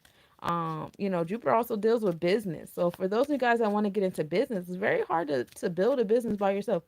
Even if you look at the people we call our ops or whatever, they're conglomerates. They don't do stuff by themselves. They lobby the politicians. They have a whole board, of business, of decision making, shareholders. They have to have clients and customers they have to cater their marketing to. They have a whole team for marketing to cater to the clients and stuff like that. Then they have to rely on other people to create these platforms for them to market themselves on to get to the client to begin with. I have to rely on people that create billboards and hope that they're smart enough to create billboards in certain areas that'll get me a lot of eye traction so that I can create a contract with them to get my business on their billboards. Same thing on the internet. The billboards on the internet, marketing, whatever. Some of you guys have those monetized YouTube pages or whatever pages where like advertisements show up. Or I may have to come to you and say, "Hey, yo, I see you got way more followers than me. People actually show up to your stuff, they interact, whatever, whatever. Would you mind wearing my jewelry or just speaking on my business or my services real quick? Or can I be on your platform and do an interview or whatever?" Yeah, that's community. That's community communication. That's third house, guys. That's Gemini vibes. Get into it. Get into it. If you guys want to be successful in whatever it is, even if you fill out an application for a job so you can sit in the house by yourself and eat raviolis out the can, you still have to go work with people. There was still a bunch of people that had to rise, procreate, and die and move and make certain dreams and realities come to life for you to be able to fill out that application at that place. For you to use the pen, for you to have paper. Well, I'm showing my age. For you to go on the internet and fill out the application or upload your resume, there was a bunch of people. Where did you save your resume at? How many people had to rise, procreate, and die for you to have that platform that your resume has been saved upon for it to even be uploaded, to even create the algorithms that was necessary for you to be able to upload it? Think about it like that. Think about it like that because that's some real shit, y'all. You are not doing nothing by yourself. So, what community, like, and then, like I said, come back to your vibration. Capitalism and all that stuff aside, because if everybody and everything put capitalism forefront, we wouldn't have half of the stuff that we have right now. We wouldn't have. You guys think that there's money in everything? It's a lot. There's no money in politics. It's not supposed to be anyway. There's no money for real in the artistry. It's not supposed to be anyway. It's really banks. Banks have the money. They give it where they want to get it. But anything outside of that, there's no money in that. You know what I'm saying? You want a bank loan? You want a grant? That's where you go. You go to the banks or you go through the middlemen to get to the banks. But all these other things, so put the money aside. That's social conditioning to keep y'all working, to keep y'all thinking what y'all doing is not enough. You're not putting enough hours. You're not put it's to keep you busy. That's busy work. So put the money aside. What does your frequency want? How does your frequency want to be treated on a regular basis? And this don't got to be permanent. Wanna why? Because everything is always changing. Everything is always moving. There's nothing at a complete standstill. So you can change your mind, but be in your authentic self in this moment. What is my vibration saying? What kind of energy does my vibration want to be around? How does my vibration want to be treated on a regular basis? Because this will put you in a place of ease when you align your reality with your vibration. And you just be that. There's so much joy in that. You know what I'm saying? And then you start to attract the community you're supposed to be around. I'm still on Jupiter and Gemini. I ain't going nowhere, y'all. You start to, connect to the community. And now they're supporting you. Now you guys are supporting each other. This is, what's a hydrogen bomb without the oxygen? You know what I'm saying? It's air. It's everywhere. You know what I'm saying? But when you put the oxygen and the hydrogen together and it do the H2O situation, there is no bond stronger than H2O. Belly flop on a meniscus right now. See what happened. It hurts. Okay? You got to get through that force field. You're mostly water on the physical level. Think of yourself like that on a spiritual, energetic level as well. You're stronger together. The bonds are way stronger like this. Interdependence, not codependency. We don't like codependent bonds. Codependent bonds would be like, oh, I'm just going to give you some of my electrons and go away. I'm going to give you some of mine and go away. No, no, no, no. We need interdependence. When you got an interdependent bond like this, it's real hard to break through them joints. We know this through geology. We know this through chemistry. We know this through biology. We know this. We went to science class. I love science. I don't know if y'all love science like I do. I love it. I love it there. I love to combine the arts and sciences, as y'all can see. There's no beginning and end for me. Everything is intertwined. I even spoke on history a little bit today too, and linguistics. I go everywhere. Okay, catch up. Like, but there's no that, and that's all codependence too. It's holistic. Holistic is codependence, and not codependency. Holistic is interdependence because I can use my eighth Sephiro, I can use my Sebek, my Had, or whatever you want to call it, and I can compartmentalize. I can use my inner technician, my celestial technician, and compartmentalize. This is history. This is math. This is chemistry. This is astrology. This is astronomy. I can do that. This is physics. I can separate them. But when you put them together, they're like this. They're stronger. You know what I'm saying? They're not separate disciplines anymore. Now I could support this notion right here, this sense of understanding right here through so many different languages. Just by you guys, that's why a lot of you guys sit here and listen to me. Like, yo, she just said the number five in mad different ways. Yeah, I could have compartmentalized all that and said, oh, I'm just going to talk about the Sephiros. But why? It's so much more efficient when I talk about it on so many different levels. You hear me different. You know what I'm saying? It's stronger now. My word on the eight is stronger than now. So think about that when you think about like your community and your vibration and how you're interconnecting them and stuff like that. Anyway, that was Jupiter. Now we on Mars. um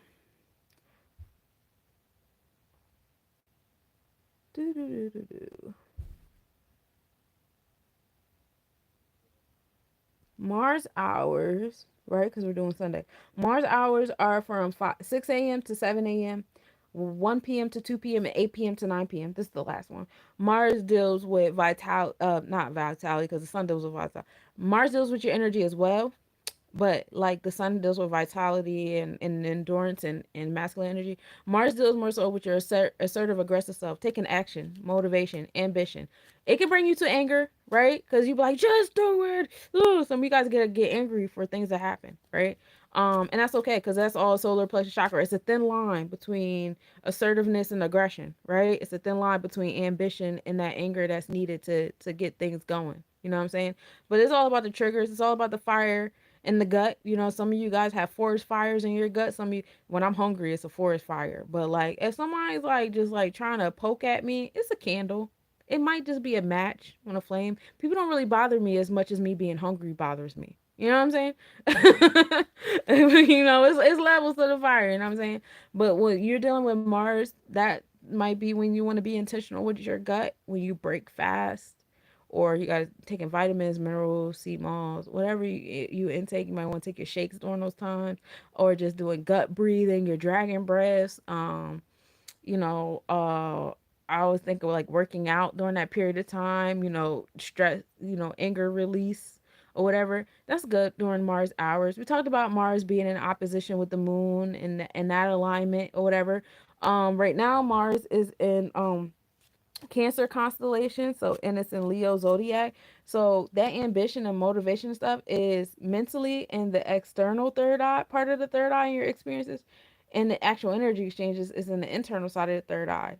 So in your mindset, it's like you think you're exerting it, outside of stuff, but in reality it's more so like nurturing and introversion and your emotional self. Thank you for subbing, Alexis. I appreciate you.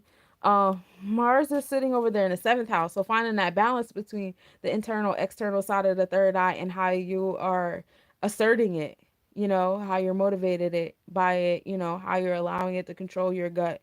I mean, how you're allowing your gut to control it, because the gut controls the mind. Everything starts with the thought. So how you're allowing that alignment to happen between Mars being in the internal external side of the third eye. That's pretty cool. Alignment with the solar plexus and the third eye chakra. Mhm. That's cool. We love it there. All right. So those are the planetary hours according to the Chaldean order. I haven't seen y'all in a while, so my apologies for this long live, but you guys asked some really good questions. I went on some really good spirals with you guys, and I missed you. You guys didn't miss me. All right, so I want to get into the calendar a little bit too, just because I haven't. Today is Sunday, so it's the first day of the week. On the Hebrew calendar, this is called Yom Rishon, which is first day. The Hebrew calendar is pretty like straightforward with the names of the days of the week. Um, as far as the spiritual significance goes, Sunday marks the first day of creation. This is when God created light. This is Genesis 1 through 5. This is a day of new beginnings and renewal. In Jewish tradition, this is the first day of the week, is seen as the start of creation, symbolizing hope, creativity, and potential to begin anew. So, some keywords for today is new beginnings, light, and creation. In the Hindu calendar, Lord Sira rules over Sunday, which is called Ravivar. Um, of course, the sun god is the deity, and the planet is the sun. Lord Sira is the source of light, vitality, health, and strength, representing self, soul, and life force. Sun worship is integral to Hinduism, and Sira is considered the symbol of truth, wisdom, and good health. Sundays are considered auspicious for offering prayers, to strengthen one's health, gain success, and seek vitality. Reciting the Surya Gayatri mantra or performing the Surya Namaskar, sun salutation, is a common practice. So that's the Hebrew and the Hindu calendar. Okay, when we get into the Kemetic calendar, we know that there's 3 seasons a year, four months per season. So it's a little backwards from the calendar that we use today that has 4 seasons and 3 months a season. Um, we are in the month of, ooh, sorry, we're in the month of Piney, and this is the harvest season or Shamu. Um, the ruling deity of this month is Anubis, which is the god of mummification and the afterlife. The start of the harvest season and the time for gathering crops. This month also represents the time when the Nile's water begin to recede fully. All right. So that's what we have on the Kemetic calendar. And coming back to the Hebrew calendar, I kind of did this backwards. I should have did the months first. My bad. But we are in the month of, we're kind of like in between. We should be in Tammuz, definitely. Tammuz is like Taurus energy. But Tammuz is a month of mourning and reflection. It marks the beginning of the 3 weeks, a period of national mourning for the destruction of the first and second temples in Jerusalem. It is a month of contemplation, loss, and repentance. Um, the breach of the walls of Jerusalem, marking the beginning of the destruction of the second temple. And that's that there.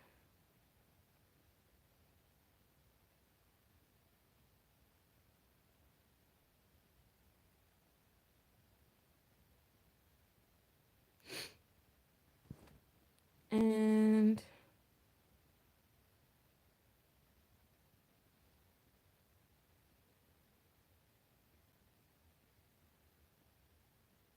actually, no, I lied. My bad. We're still in the month of Savan,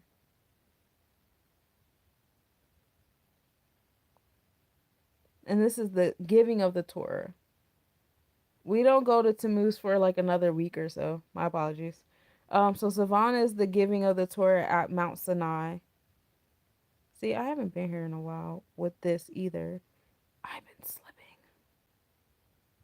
So let me go back up so I can tell y'all the real. But this is harvest. Savan is associated with the giving of the Torah at Mount Sinai. It is a month of Shavuot, which celebrates the receiving of the Torah and the establishment of the covenant between God and the Jewish people. It is also a month of harvest and gathering. So give this another decan, and then we'll be in Tammuz. My bad, y'all. But that's that there for the Hebrew calendar. So we went over the Hebrew calendar, the Hindu calendar. I'm zooming out into the month because I did it backwards. We are in tropically. Well, yeah, we're in Taurus all across the board now, right? Yay, we made it. So we're in Vrishsaba. I know I butchered that because this is the Hindu calendar, and yeah. The element is Earth. The ruling planet is Graha, which is Venus. Some traits are being practical, reliable, sensual, and determined. Tauruses value security, comfort, and material wealth. They are known for their strong will and persistence.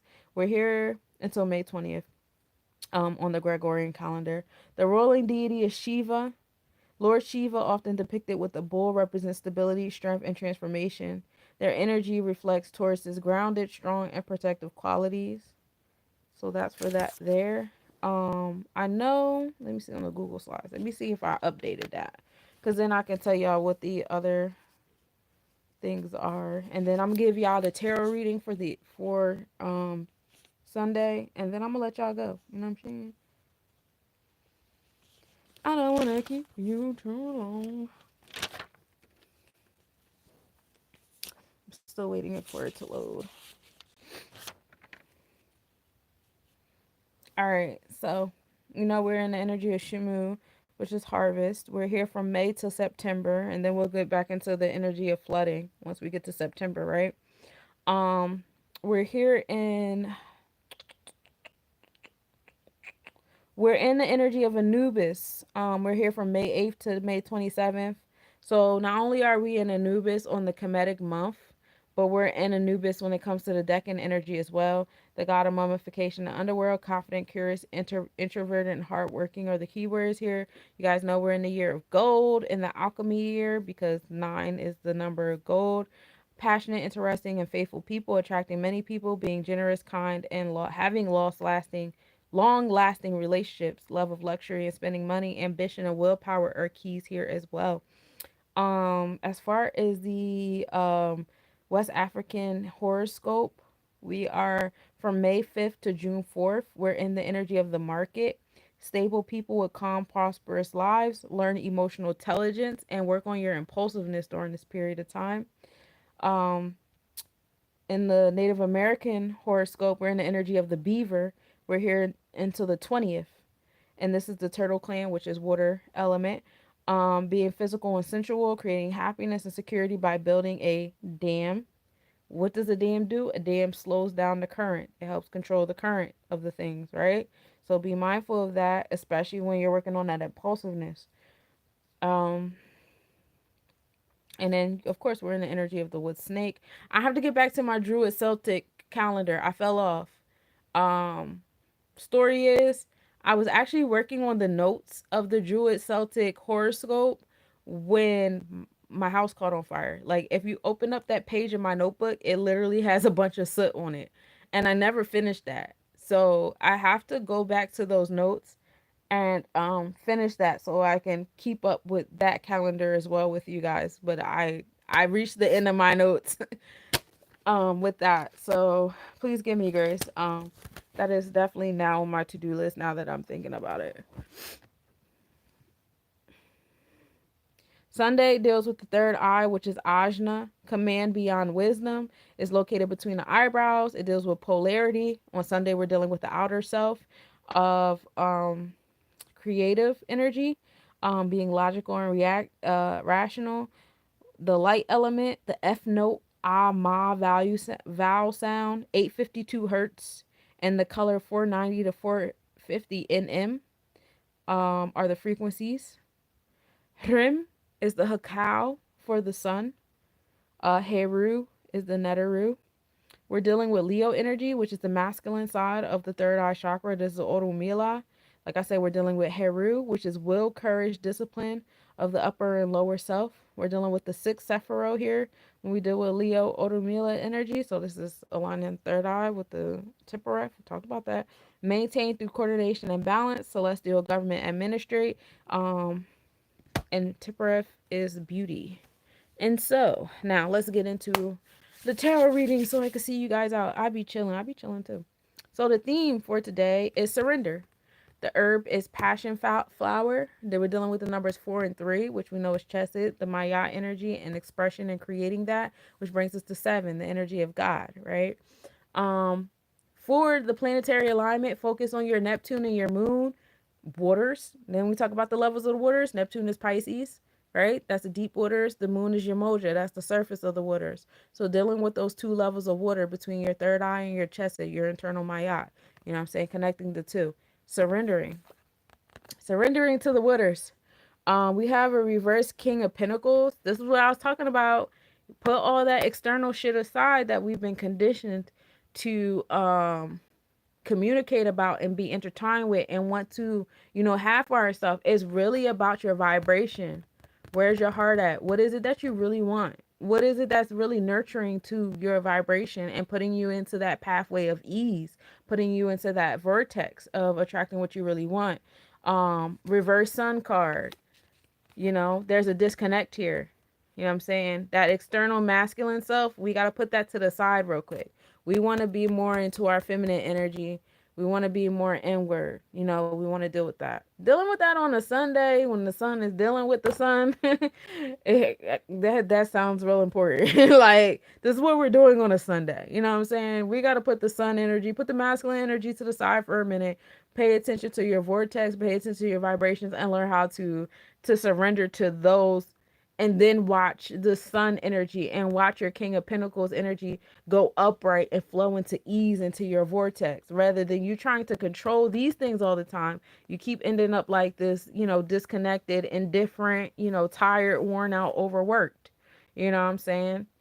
So be mindful of that. What parts of stuff can we focus on to help us with this? Of course, it's going to be our Tippereth, the Sephiroth in the middle, connected to all the other Sephiroths. Um, the Knight of Swords is Tippereth. This is the sun energy. So you're going to focus on your heart, paying attention to your heart, your Tippereth. This is air on air.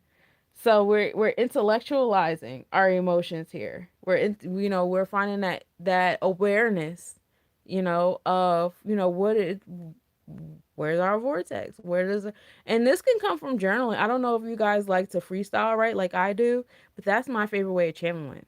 A little insight about me: my birth chart, my sun, moon, Mercury, and Venus is all in Virgo. My Mars is in Gemini, so I'm heavy Mercurian. So writing things down is how I channel. You know what I'm saying? That's how I get my things going on. Communication, like I'm sitting here talking to you and I'm being used as a vessel and stuff like that. That's how I get it going. You know what I'm saying? When I'm on stage performing my music that I wrote down, you know what I'm saying? That's how I get things going. So, you figure out what works for you. I was just saying that because I was saying that's what works for me. Maybe you guys, singing songs or freestyling or dancing or painting or whatever works for you to get those quick downloads, bring them to you so you can intellectualize, what it is. Also, ooh, then I say that workaholic. And this is in your throat chakra. This is Mercury energy right here. Your decision making skills, your routine, your habits. You know what I'm saying? This is why the sun experience is being what it is. We're being a workaholic. We're putting that in our vortex and stuff like that because we have all this external stuff being on the forefront, being the most important or whatever. And that's not what it is. That's why we have to learn how to surrender to our vibration. Your vibration don't want all of that stuff. That's why your vibration not happy. That's why it's like no matter how much you work, how much money you have, how much you get done, whatever. It's like, oh, I can get a part-time job. I can get another full-time job. I can get a side hustle. I can write another ebook. I can get another LLC and another EIN. I can do this. I can do that. I can do that because it's never going to be enough. And you're not. And the more you keep adding to your plate and keep doing stuff for the intentions of more masculine energy. Ooh, that scared me this time. It didn't scare me the last time. It scared me this time. I felt it like, bloop. um. But the more you do that, the more peace. Hey, peace to the God. The more disconnect you're creating with your vibration. You guys are putting too much stuff with the external. We talked about that with the solar plexus chakra, right? Closing out the day of 1 and 8. You know what I'm saying? Well, starting off the day on the 1 and 8, right? So dealing with our solar plexus chakra, our space of enforcement, right? When you want control, you're not controlling the things outside of yourself. The real control is from within, and then watching that open up a vortex to everything just automatically following suit because of how you carry, conduct, and control yourself. Okay, that's how it works. It's all about self. How you like I forget who I was talking to, but I think I was talking to my son, and I gave him an example. I'm like, bro, when you want to listen to a song, you know, I said the radio, but even YouTube. Like now we're in a space where you go on YouTube or Apple Music. You have to turn to the frequency that's going to play the song. I have to go to the YouTube page that's going to play the song that I want to hear. I have a song that, like, when you ever had a song that's stuck in your head, and I'm like, yo, if I just listen to the song, maybe I can get it out of my head or whatever. Or I'll just be in alignment with what I want to hear since it's playing in my song, playing in my head over and over again, right? But I have to go to that radio station that's going to play that song. I have to go to that YouTube page or that, Apple Music page or whatever. I have to change the frequency to play the song, to connect to the song that's in my head so I can feel all over my body like, okay, I have it outside of myself and inside of myself. You know what I'm saying? But it starts with that tweaking that I had to do first. You know what I'm saying? So, that's coming into like you're the radio, basically. You're the radio. You have to tweak the song to play the song that you want to hear. You know what I'm saying? So be mindful of that. This workaholic, John, This is the disconnect, y'all. We too far into the masculine energy. Thank you. I appreciate the gifts. I really do. Thank you. And then for the divination card, we have loyalty here. When you surrender and you put yourself in that vortex, that automatically made me think of Jupiter and Gemini, like the expansion and humanitarian, the connectivity, you know what I'm saying? That chokman, that chesed, you know what I'm saying? That wisdom and that mayat, the divine blueprint and the law and order. You're gonna connect to your community that's in alignment with those sephiros for you. You know what I'm saying? Those sacral chakra. You know, we're in the year of 9. We're in the year of Sagittarius, Jupiter, sacral chakra energy. Are we not? We're in the year of divine womb and giving birth to the things that we want. You know, so if you're utilizing this calendar, even if we get into the 2025, 2 is Chokma. That's still Jupiter. That's still wisdom. So we're, thank God, it's so loud. I feel like I'm yelling. Was I yelling at y'all? I'm so sorry. I couldn't hear myself. Um, but when you utilize that Jupiter and Gemini energy, you are creating that expansion and that abundance, that optimism and that strength. Jupiter is a very strong planet, don't get it twisted. Jupiter creates that balance, what I'm saying, in the solar system, and we want that level of balance in our community, right? We want that Jupiter vibe. Definitely Jupiter deals with long-term planning, long-term sustainability. Jupiter provides that long-term sustainability. So we definitely want that in our community and our sense of communication. So be mindful of that. Hey, Philly, thank you. Th- Thank you, love. I don't know if you want me to say your real name or not. I be so confused. But yeah, so that loyalty is there. Remember, I kept doing this, that connectivity, and now we got the hands together, the interdependence, not codependency. We don't want codependency. We don't want people just pulling up, dropping off electrons and dropping out. We want interdependence. We want cohesiveness. We want holistic energy. Peace to the God. Happy Sunday. So, but we're going to get that by surrendering to our vibrations. Connect that Neptune to that moon. That Neptune is your subconscious, your dreams. Anything hidden beneath the horizon, that sixth sense, anything beyond the five senses. We're in that Neptune. We go into the spacey realm there. Now we're getting into our vibration. The moon, we want to nurture that vibration. We want to nurture that Neptune energy. We want to bring it into our third eye and experience it so we can experience it, right? That's what we're going to focus on. Okay, so that's your reading for Sunday. We This whole video, we did a whole recap from Thursday all the way up to Monday in the numerological, astrological, astronomical report. We had some good messages in between. We done did with the calendars. Was it Hindu, Hebrew, and ancient Kemetic calendar and the Gregorian calendar? We did the horoscopes. Native American, West African, Chinese, alchemy. What else y'all want me from me? We did the tarot. We did a lot. We did a lot today. This was a good one. I missed y'all. Um, Please, I want y'all to listen to your vibration. It, we would. We keep talking about being in the age of Aquarius. The Aquarius is the Ketters. Aquarius don't got nothing to do with anything physical. Anything. Aquarius is being rooted upward. When you look at the tree of life and you see it look like its roots going up and roots going down, and they look asymmetrical, or whatever. Aquarius is the roots going upward. We're being rooted spiritually, that spiritual connectivity. And I don't got nothing to do with nothing that's happening down here. It's gonna be a lot of energy that wants to pull you down here. This is like what is that, like the River of Styx? I think of, the lady Hercules was trying to, I don't remember her name. But she fell into the River of Styx and all the souls was pulling her down, like stay down here. It's kinda like that kind of vibe. You know what I'm saying? Like stay down here, stay down here. Stay in the physical. You know what I'm saying? Stay focused on the physical stuff.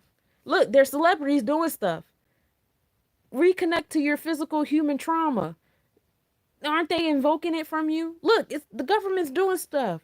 Stick to the fear, the physical world, stick to that place of scarcity and poverty and fear and detainment. Look, ICE is detaining people and stuff like that. Stick to this. Stick here. But when we put our vibration in a different place, it makes us behave different. And it opens up that vortex. It controls your reality on a whole different level. You know what I'm saying? So, like I said, when you try to control things outside of yourself, you're staying in that physical. You're staying in that physical, y'all. When you start working on controlling yourself and being more in tune with your vibration and what you want, and you start interconnecting with other people around you, you already know what's going to happen because you done dreamed it. You dreamed it, you daydreamed it, you prayed on it, you attempted to manifest it. It's in your affirmations.